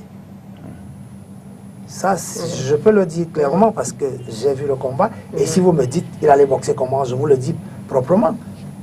Et ça, c'est le rôle de l'homme du coin. Mais vous avez entendu, si on remet, vous allez entendre des cris du coin, c'est pas... Mais on dit donne tout. Tout, c'est quoi à donner? Vous lui avez donné quoi? Vous lui avez d'abord donné quoi? Ça me rappelle un entraîneur qui avait dit qu'il ne faut plus mordre. Un athlète a mordu aussi. Donc vraiment, il fallait pas... Moi en boxe, je l'avais dit, c'est pas bien de le dire, mais je disais, on n'aura rien. Et on n'a rien eu. J'avais dit gagner un match, c'est déjà beaucoup. Ouais. Connaissant ceux qui allaient et ceux qui les encadraient. Mais qu'est-ce qui aura manqué, par exemple, à un boxeur comme Mengue Aïssi? Vous avez parlé de Wilfried Oui, Seyi. j'ai parlé de Mengue Aïssi. Mengue Aïssi a boxé comme l'adversaire de Seyi. Et son adversaire a boxé comme Seyi devait boxer. C'est-à-dire que n'est pas resté en face de lui. Et s'il est déjà sur lui, il accroche, il empêche de boxer. Il travaille en contre et en pivot. C'est-à-dire qu'il ne reste pas sur une ligne. S'il reste sur une ligne, Mengue a les possibilités de le toucher. Mais il tape, il va sur le côté. Quand Mengue prépare l'attaque, il travaille le premier. Il touche Mengue. Et empêche à Mengue de travailler. Et il s'énerve. Et c'est pour ça qu'on lui donne des avertissements. Parce qu'il travaille, il n'arrive pas à s'exprimer. Il a eu des avertissements. Il n'arrive pas à s'exprimer et il s'énerve, il fait des fautes. Vous comprenez? Donc, ça c'est le travail. Il doit être aidé par son coach pour ne pas y arriver. Voilà. Et Maxime Yagnon? Oui, j'ai dit comment Maxime devait boxer déjà. Il travaille contre un contreur, c'est-à-dire que quelqu'un qui l'attend, qu'il effectue le premier geste pour qu'il réagisse ensuite. Mais Maxime doit l'amener, lui aussi, à faire le premier geste. Vous comprenez? Et puis, nous avons vu le gars, il est toujours au rouge au 3e round. Il faut mettre de la pression sur lui pour qu'au 3e round, qu'il n'ait plus de l'air, qu'il ait de l'espace, des bras, et puis vous travaillez dessus. C'est ce qu'il fallait faire. 2 premiers rounds très serrés, Même si vous perdez au 3e round, il n'aura plus d'air et vous l'empêchez de vous tenir. Il a tenu Maxime parce qu'il avait plus d'air et Maxime n'a pas pu boxer en pivot ou en piston, c'est-à-dire le toucher est reparti. Voilà. Donc il y a assez de style pour boxer le contreur. Il a mené, il travaille dans les cordes, Maxime devait l'amener au centre du ring où il n'avait pas d'appui. Vous avez vu le combat dans le temps, Mohamed Ali contre George Foreman. Mohamed Ali n'aurait pas pu boxer au centre du ring. Il est allé dans les cordes et Foreman l'a suivi dans les cordes. C'était le piège. Il frappe. Puisque la corde est là, il peut l'attraper, il peut récupérer et Foreman s'épuise. Donc c'est un style. Le gars a préparé ce qu'il devait faire avant, connaissant Foreman. Donc c'est exactement comme ça que ça se passe dans la boxe. Il faut connaître l'adversaire et mettre le style en place qui va causer des problèmes à l'adversaire. Voilà. Et vous mettre les chances de votre côté. Voilà. On aura compris, Charles Mongué-Mouye, mais que en ce qui concerne la boxe, par exemple, dans ces Jeux Olympiques, comme disait notre confrère. Mais je peux vous rappeler qu'il y a beaucoup d'excellents boxeurs au Cameroun. Il suffit de leur donner l'occasion de s'exprimer. Il y a beaucoup de talents au Cameroun. Il y a beaucoup de talents au Cameroun. Donc finalement, Charles, c'est pas une surprise que le Cameroun n'ait pas décroché une médaille dans cette catégorie-là, par exemple. Mais ce n'est même pas une surprise pour le Comité national olympique. C'est-à-dire, quand vous nous demandez à nous, c'est évident que ce n'est pas véritablement une surprise. Vous entendez un ancien président de fédération qui vous dit... Parce que c'est simple. La probabilité d'avoir une médaille dans 12 athlètes, elle est très faible. Il y a une question de probabilité aussi. Quand vous voyez les États-Unis, la Chine, c'est que c'est une armée d'athlètes. Partout, dans toutes les disciplines. C'est une armée. Il faut qu'on soit présent. Quand vous arrivez, vous êtes d'abord un pays peu performant sur le plan sportif en interne.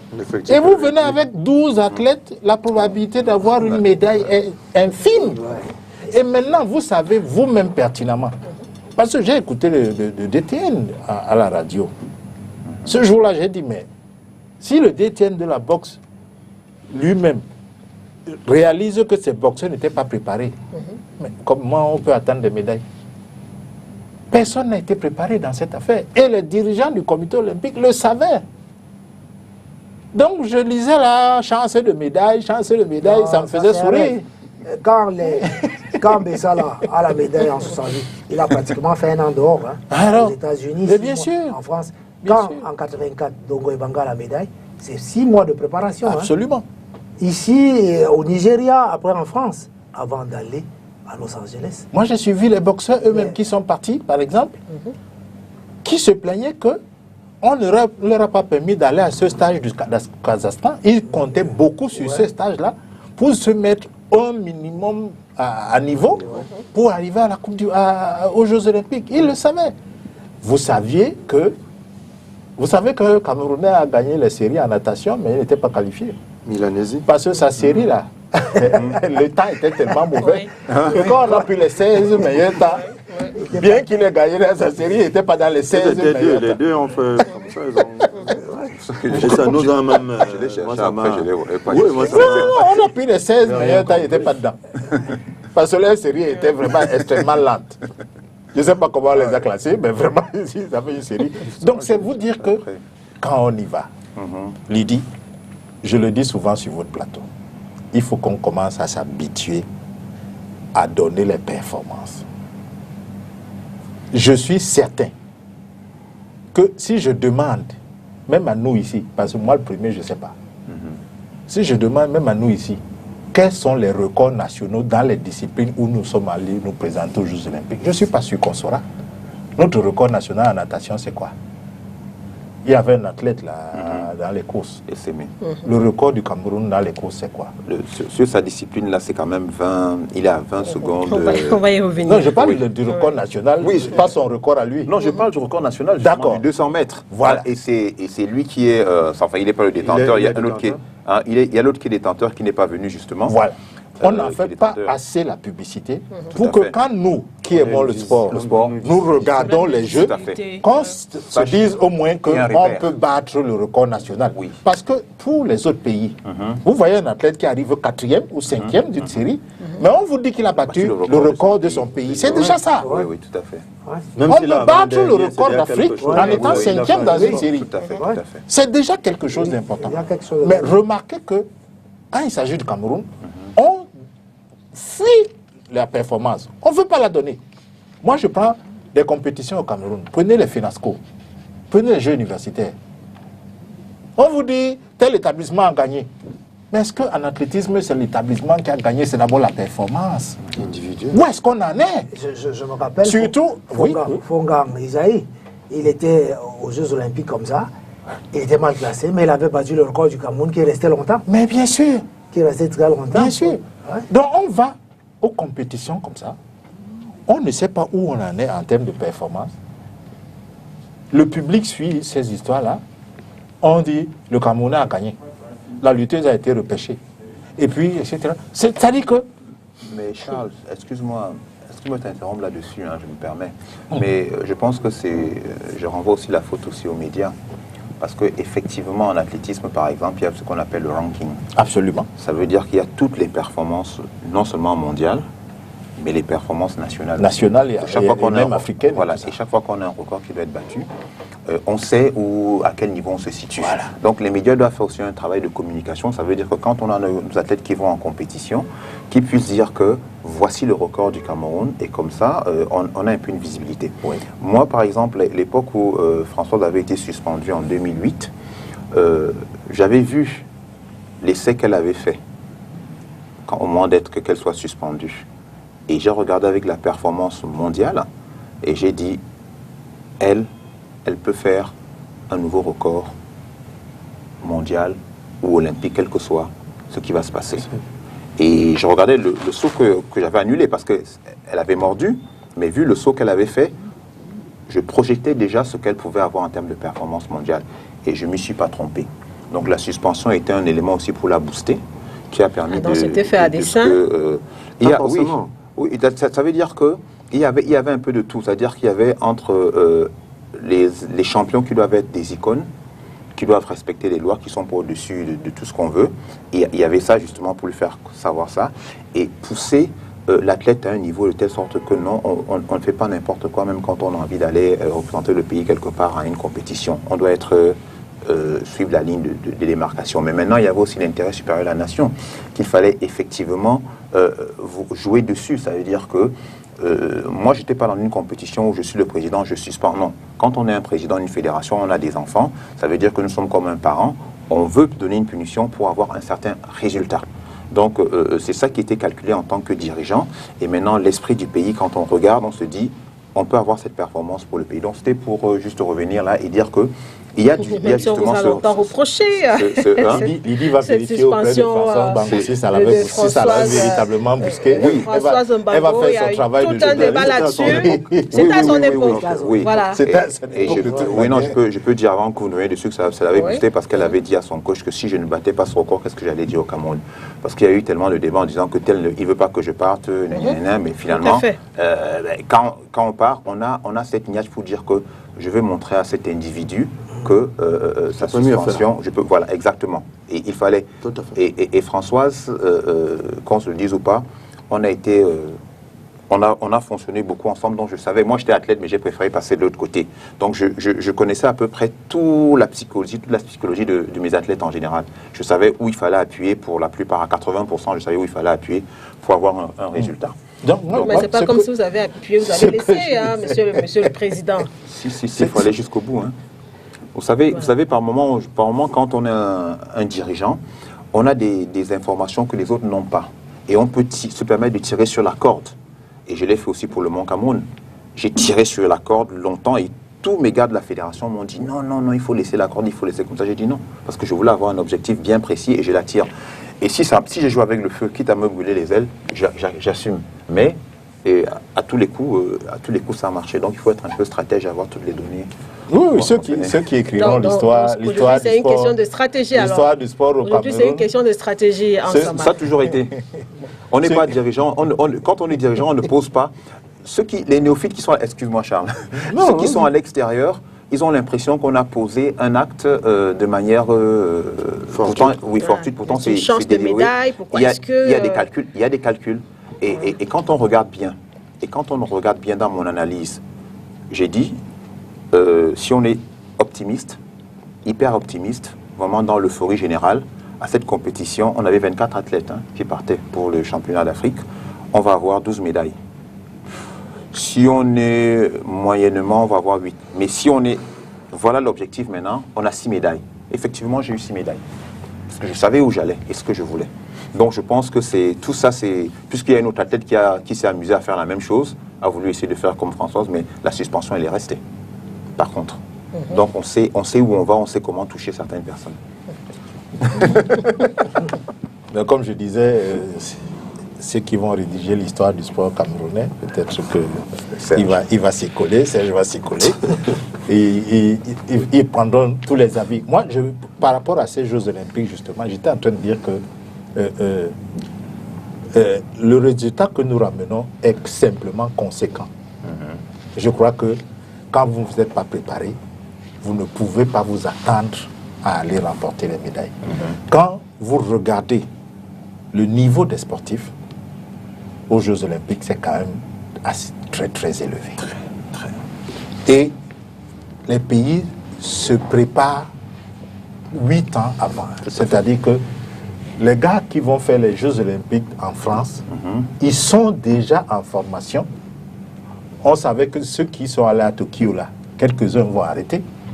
Et ceux qui sont en formation vont rejoindre ceux qui vont continuer pour 2024. Nous ne savons même plus où est l'Olympiade. Je pense qu'on a créé les Diastiades. Est-ce que c'est pas vrai? Si. On ne fait pas d'élection depuis. Ouais, L'Olympiade, c'est supposé être 4 ans. 4 ans, tout à fait. Les gens qui sont à la tête des fédérations, ils ont depuis combien de temps? Oh, ça va faire quoi? Sans élection, sans jeu. Je ne sais même plus quelle est l'Olympiade. Le deuxième mandat sans élection. Dans ce type de désordre, comment pensez-vous pouvoir faire des performances? Et même vous prenez donc la décision de battre le rappel de binationaux qui, eux, sont entraînés dans de meilleures conditions à l'étranger. Mais vous les entretenez mal. Comment pouvez-vous concevoir qu'une fille qui fait du judo, elle vous demande, s'il vous plaît, faites venir mon entraîneur pour les Jeux Olympiques, s'il vous plaît. Parce que c'est avec lui que je comprends mieux ses conseils. Et il parlait du coin tout à l'heure, c'est pareil. Tout à fait, on est d'accord. Et vous dites qu'elle est capricieuse, elle demande trop, on lui a déjà trop donné. Lui donner son entraîneur quand vous n'avez que 12 athlètes et vous l'appelez chance de médaille. C'est vous-même qui l'appelez chance de médaille. Votre chance de médaille, vous lui refusez son entraîneur. Quand même. C'est pas sérieux. Donc, en réalité, on y allait pour que si le baron de Pierre de Coubertin se réveille, qu'il nous dise « Ah, vous avez bien fait, vous avez participé. » Ça, c'est très bien. On aime bien la chanson, là. Vous comprenez? Très honnêtement, je ne rêvais pas. Je ne rêvais pas quand j'ai vu l'effectif et quand je connais les conditions de préparation au pays. Parce que personne ne me démentira ici, c'est à l'école et à l'université qu'on fait le sport. Qu'en est-il dans nos universités? Celle de Douala a déjà accueilli 2 jeux universitaires de la nouvelle période. Et si j'ajoute celle de notre époque, ça fait 3 jeux universitaires. Vous avez un gymnase à l'université de Douala? Un seul gymnase? Comment voulez-vous que vous avez 40 000 étudiants et vous n'avez même pas un gymnase où les gars peuvent jouer le soir après les cours et tout? C'est des choses qui sont préparées. Notre échec est prévu d'avance. Aujourd'hui, on a des stades avec des pistes d'athlétisme. Combien de compétitions sont organisées? Avec quels athlètes? Qui viennent d'où? Qui ont quel âge?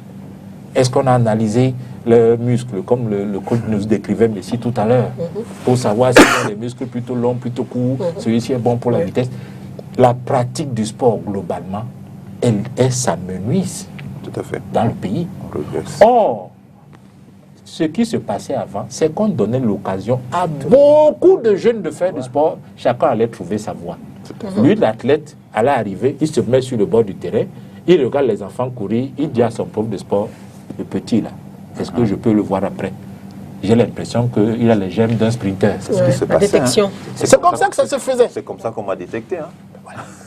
Donc c'est... Et le petit se retrouve en athlétisme sans l'avoir préparé dans sa tête. Il courait, tout simplement. C'est le spécialiste qui a dit que ce gars-là a quelque chose. Il a les aptitudes. Oui. Tout à fait. On nous faisait manipuler tous les engins. Et après, on dit, celui-là, il a des aptitudes orantes. Tout à fait. Vraiment, il tient le ballon et tout. Aujourd'hui, dites-moi. Dites-moi où on fait le sport. Pourquoi embrayer à ça? Ouais, Tu sais, il y a d'accord, les... rapidement. Et puis Serge. Hein. Non, le coach, non, il veut ajouter, et puis Serge. Et puis Serge. Bon, allez. Je voulais dire, quand on a créé l'Édiciade, je me disais enfin, on a un monument qui va préparer, des structures qui vont préparer les enfants pour l'avenir, parce qu'on disait, il y avait un âge, je crois que c'était 19 ans ou je ne sais plus, et les enfants devaient être préparés, on sélectionnait les meilleurs qui devaient avoir des bourses, qui devaient leur permettre de s'entraîner et de progresser sur 4 ans. Moi, je disais, enfin, une bonne chose. Tout à fait.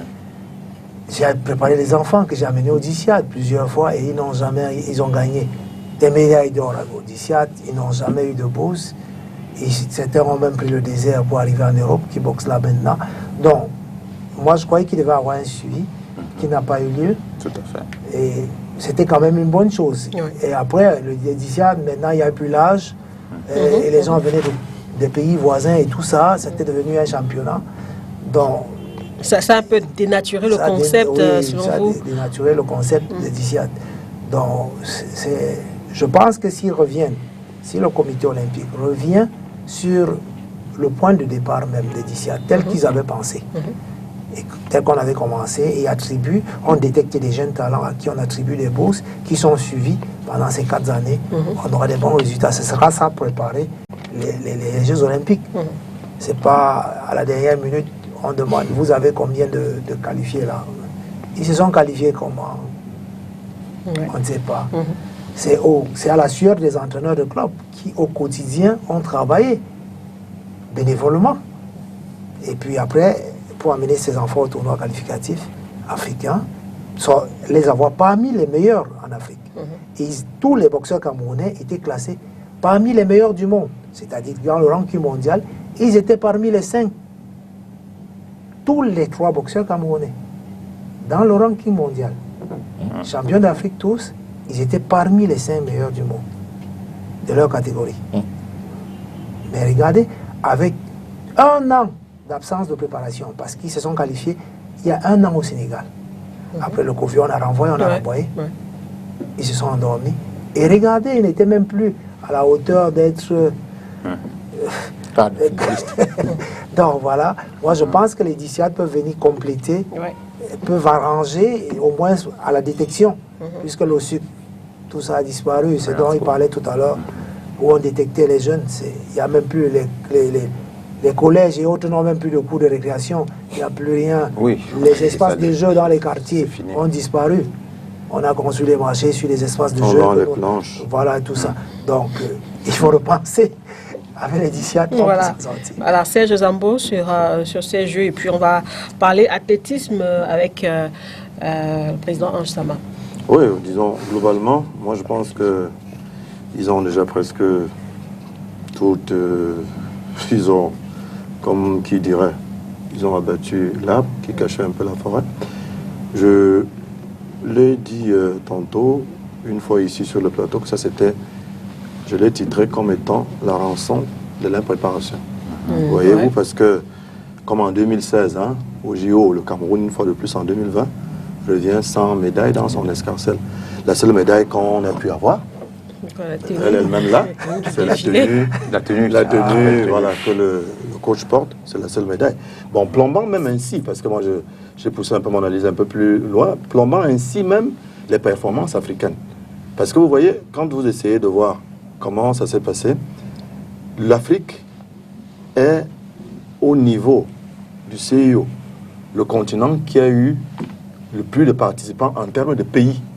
Nous sommes 54, l'Afrique.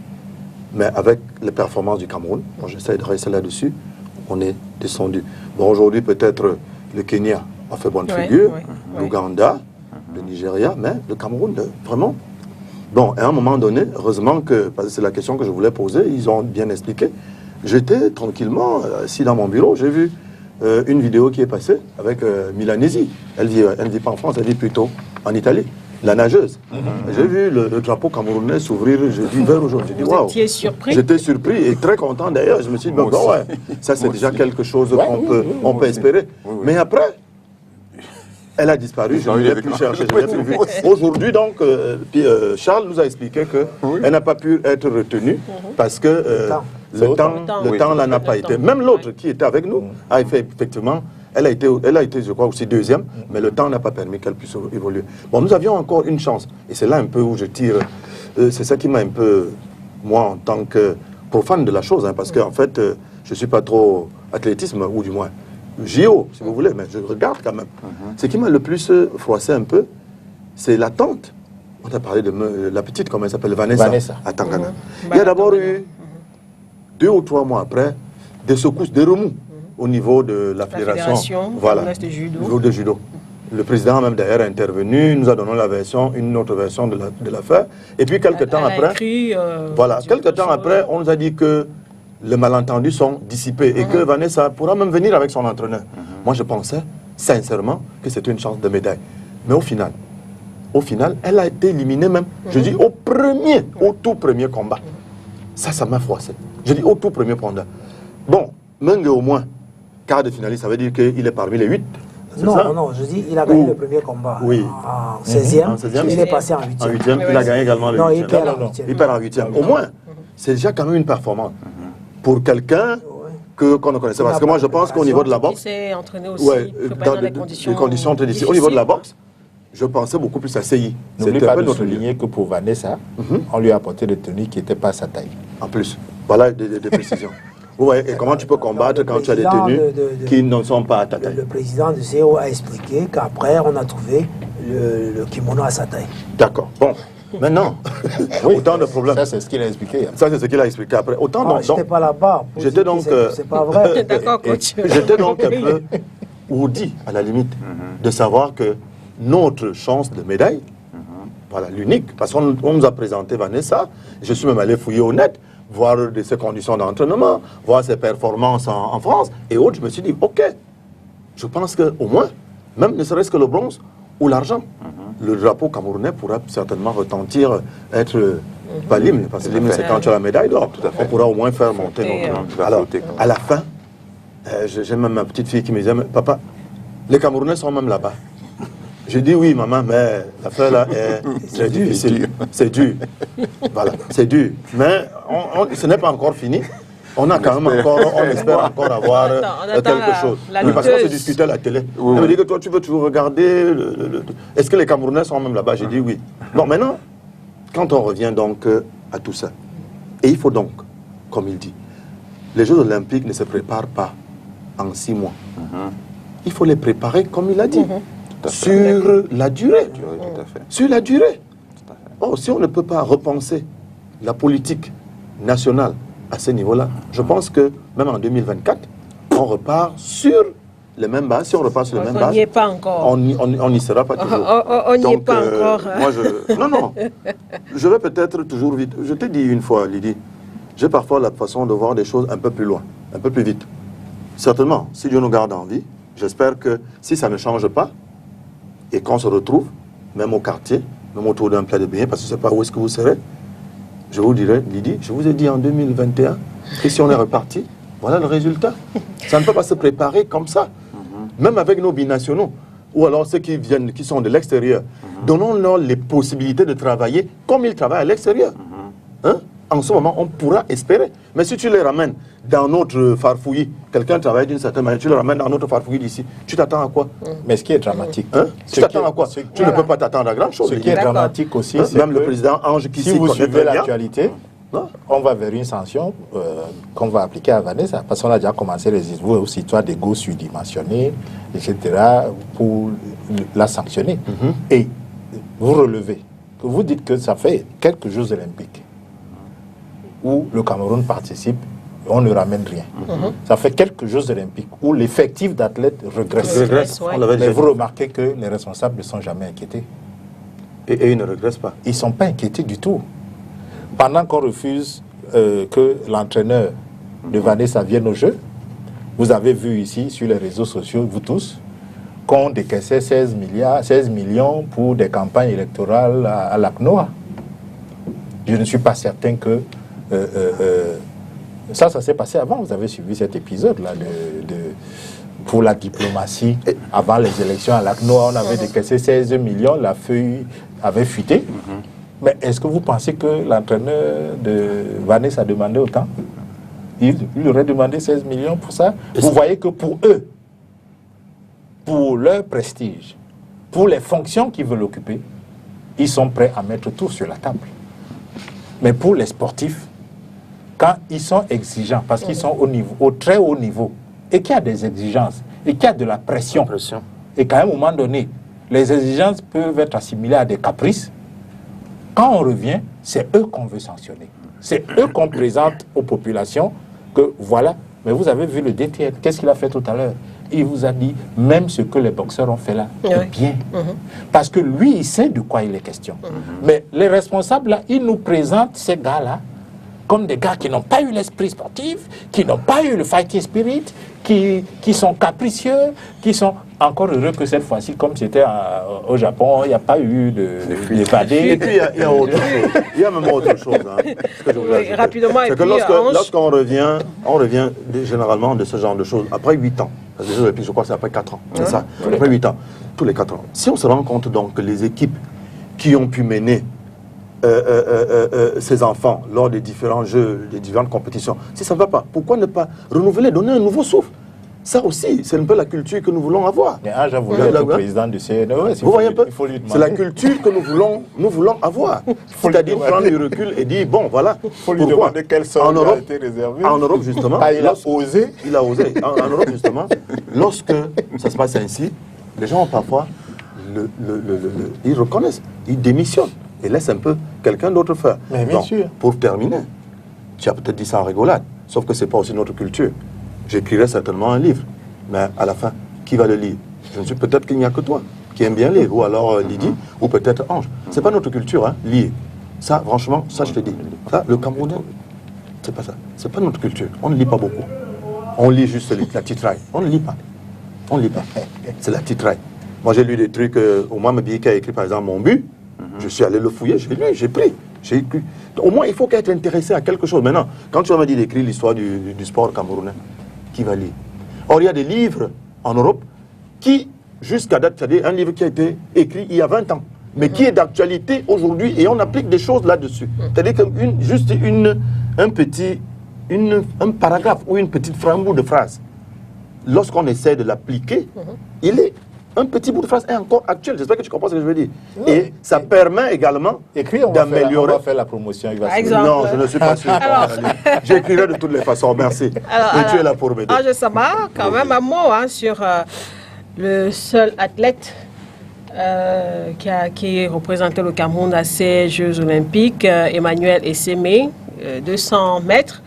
Là aussi, le Cameroun est passé à côté. Oui, tout à fait. Le Cameroun est passé à côté. Pourtant, cet athlète Essémé, c'est un jeune qui est constant, en fait. Il est constant dans la performance. C'est un ingénieur aussi. Il faut savoir qu'il a aussi un background dans la tête assez important. Il est ingénieur des travaux publics ou quelque chose comme ça. Et moi, en tant que... je reste toujours dans l'âme de l'athlète. Hein. Je n'arrive pas à comprendre pourquoi les dirigeants de notre fédération ne se battent pas pour que ce gamin puisse faire constamment des compétitions à l'extérieur, des stages de longue durée qui restent à l'extérieur, de le faire cantonner. Le gars ici, il survole la compétition. Chaque fois qu'il y a compétition, il est vraiment... c'est le Usain Bolt, en fait, il est loin devant et puis les autres, vous arrivez derrière. Il y a eu un autre là qui est arrivé, celui qui a battu justement le record, mais qui n'a pas... Je crois qu'on a dit que ça n'a pas été homologué du 200 mètres, qui allait très très vite, un Ganguélé aussi. Donc c'est des jeunes que dès qu'on devrait les voir, ils devraient être hors du pays à chaque instant, avoir la motivation. Et c'est pour ça que quand ils arrivent à ce niveau de la compétition, ils ne vont pas plus loin en général que les séries. Pourquoi ? Parce que nous n'avons pas les compétitions dans les jambes. Là-bas, vous savez, on enchaîne 200 mètres série, 200 mètres de huitième de finale, quart de finale, finale. Alors, donc vous faites 2 courses, allez, ça y est, vous êtes plombé. Ici, on a l'habitude de faire une course, allez, waouh, on est champion. C'est bon, ça y va. Donc, on n'est pas habitué. On a vu l'Ougandaise, là. Oui. Elle a fait 5000 médailles d'or, voilà. 1500 médailles d'argent, 10 000 médailles d'or. C'est-à-dire en l'espace de 3 jours. Donc, il y a... C'est phénoménal, ça. Il y a ça. Et moi, je pense que d'une manière générale, en fait, hein, comme on a tous dit ça sur le plateau, ça se prépare longtemps à l'avance. Et il y a encore la préparation. Oui, c'est vrai qu'on va... Oui, c'est le nœud. C'est vrai qu'on va... S'il n'y a pas de véritable politique nationale, à part celle du football, c'est pour ça que j'aime pas le football. Même au football, on n'en a pas. Mais dès qu'il y a un peu d'argent là-bas, on en met beaucoup. Il n'y avait pas de sport collectif à ces Jeux Olympiques. Ouais, donc pas de foot, pas de hand, pas de volley. Parce que c'est le désordre qu'il y a partout là. Donc, ce que je veux dire, il faudrait qu'il y ait une véritable politique sportive nationale où les dirigeants veulent vraiment appliquer. Bon, on va accuser, c'était mon challenge, le pauvre Kalkaba, qui à un moment donné, à chaque fois que ça va arriver, lui, à vrai dire, il fait le travail qu'il a un peu à faire. Se voir, comme le DTN a dit tout à l'heure, voir quelles sont les fédérations qui ont fait les performances. Et voir regrouper les athlètes. Moi, je parle d'expérience que j'ai vécue. Donc, chaque fédération se bat pour que son athlète puisse avoir les minima exigés et dans les compétitions. Maintenant, le comité olympique, à lui tout seul, ne peut pas organiser un peu ça. Son rôle, donc, c'est de voir dans quelle mesure les athlètes peuvent avoir des bourses, justement, en fonction des performances qu'ils ont fait. Maintenant, c'est pour ça que tout à l'heure j'étais quand même un peu surpris et ça, je dis que j'ai l'impression qu'on régresse en fait. Moi, quand j'étais président, je parle de mon époque, peut-être ça a changé. Quand il y avait une liste, on faisait notre liste, les dirigeants qui voulaient partir. Moi, excusez-moi, moi en tant que président, je pars avec ma liste sous les selles là. J'arrive au comité olympique, même avec le ministère, je dis pourquoi vous avez mis tel, ça va pas, ça va pas. Ça peut pas aller comme ça, sinon aucun de mes athlètes ne bouge. Donc vous contestez ? Donc, non, quand ça va pas, parce que il y a le coin, je parlerai du coin. Il y a ceux qui sont dans le coin qui peuvent le savoir. Moi, j'ai eu ce problème, justement, aux Jeux Olympiques de 2008 avec l'athlète venue du froid, Georgina Todt. J'avais fait qu'une Hongroise soit de nationalité et compétisse pour le Cameroun aux Jeux Olympiques. Elle a eu un problème. Bravo. Oui, c'est là que moi, j'ai eu un problème avec, justement, je n'avais pas beaucoup apprécié au niveau non seulement du ministère, mais du comité. Parce que la pauvre, on l'envoie avec un entraîneur sprinter. Qu'est-ce qu'il va lui apprendre au lancer ? Ça m'a posé un problème. Et il n'y avait pas justement... Oui, elle faisait du lancer, du marteau. Bon, c'est là que j'ai pas été d'accord sur ce coup-là. Quand vous allez d'abord chercher une Hongroise, comment ça se passe, Ange Dites-moi comment... Vous êtes très fort. Mais c'est vrai quand même que... Ça peut paraître... On a vu Orion Dormo, sur le oui, ça peut paraître... On va lui permettre de déterminer. Non, j'ajoute juste quelque chose, c'est un petit bout. Ça peut permettre quand même aussi que nous, africains, qu'on ait aussi également cherché, parce qu'ils puissent beaucoup dans la matière. Donc vraiment, c'est encourageant, parce que si on peut continuer, dans ce sens, ça peut nous faire du bien. Charles, j'ai vu ça. Et donc, il faut donc toute cette préparation. J'aimerais aussi sur les... Et finalement, on a changé l'entraîneur quand même Non, on n'a pas changé. On n'a pas changé l'entraîneur. C'est pour ça que j'ai dit que j'étais un peu déstabilisé par rapport à ça. Et bon, j'étais pas allé à ces Jeux Olympiques, parce que moi j'avais dit, moi je sais pas ce que je vais faire aux Jeux Olympiques, ça m'intéresse pas du tout. Il n'y a pas de décision importante à prendre là-bas au niveau de l'athlétisme mondial. Donc là où je vais, c'est où il y a des décisions de l'athlétisme à prendre. C'est-à-dire championnat du monde, championnat d'Afrique. Donc les Jeux Olympiques, ça m'intéresse pas du tout. Je vais pas en villégiature. Donc, par rapport à ça, je reviens donc au Dixiad pour la préparation. Effectivement, le problème, c'est que au comité olympique, le président Kalkaba, il faut le reconnaître, a de bonnes idées. Ça veut dire qu'il met sur pied les Dixiades. Mais maintenant, il faudrait que l'équipe qui l'entoure, lui, il est le président, il a donné le cap. Et l'équipe qui l'entoure doit pouvoir appuyer et lui faire des propositions. Vu comment les Dixiades ont été faites, très bonne idée. Mais vu le cheminement que ça a pris, moi j'avais proposé au président Kalkaba de lui dire que je pense que les Dixiades, vu comme c'est fait là, ça devient la FENASCO bis. Et il n'y a pas d'intérêt. Parce que normalement, la FENASCO nous permettait de repérer comme on faisait à l'époque avec les jeux au sucre. Ouais. Moi, c'est là que j'avais été repéré. Donc, avec l'établissement, puis jeux au sucre, etc., permet de repérer et de voir comment les fédérations vont continuer à suivre l'encadrement de ces enfants. Maintenant, pour les Dixiades, j'avais pensé que le concept qui était dit région, 10 disciplines, Oui. on pourrait le transformer en 10 pays, en fait. Ce qui permettrait d'avoir une jeune équipe olympique. C'est-à-dire qu'il y avait un triple volet, triple avantage. C'est-à-dire qu'on commence déjà à préparer des jeunes qui sont ensemble et le comité olympique les suit parce qu'on prépare, c'est comme des mini-olympiades, les Dixiades. Donc on les prépare à s'habituer, à compétir entre eux, à faire des stages entre eux. Et nous, on s'habitue à nous organiser, à accueillir les grandes compétitions. Parce qu'il y a des nations étrangères qui vont vraiment arriver et ça va être de la grande compétition. Et économiquement parlant, les tourismes vont arriver parce que chaque délégation peut être composée de 140 athlètes multipliés par le nombre d'accompagnateurs. Donc je pense qu'il faut on ne peut pas accuser le comité olympique à chaque fois parce que les présidents de fédération, et ça je le redis encore, ont un rôle aussi important à jouer. Il ne faudrait pas qu'ils se contentent seulement de dire qu'on a dit au comité de faire ceci, on abandonne. Il faudrait qu'ils bataillent pour ça, s'organisent. En athlétisme, par exemple, on a fait des programmes, quand j'étais là, j'ai suivi le programme du président Kalkaba. Après, Edio a pris le relais et nous avons continué. Vous avez vu que je suis parti en 2008. On a eu les performances en athlétisme pratiquement jusqu'en 2013-2012. Après, c'est fini parce qu'il n'y a plus eu de suivi, en fait. Il n'y a pas eu la pépinière. On a toujours pensé à une génération spontanée.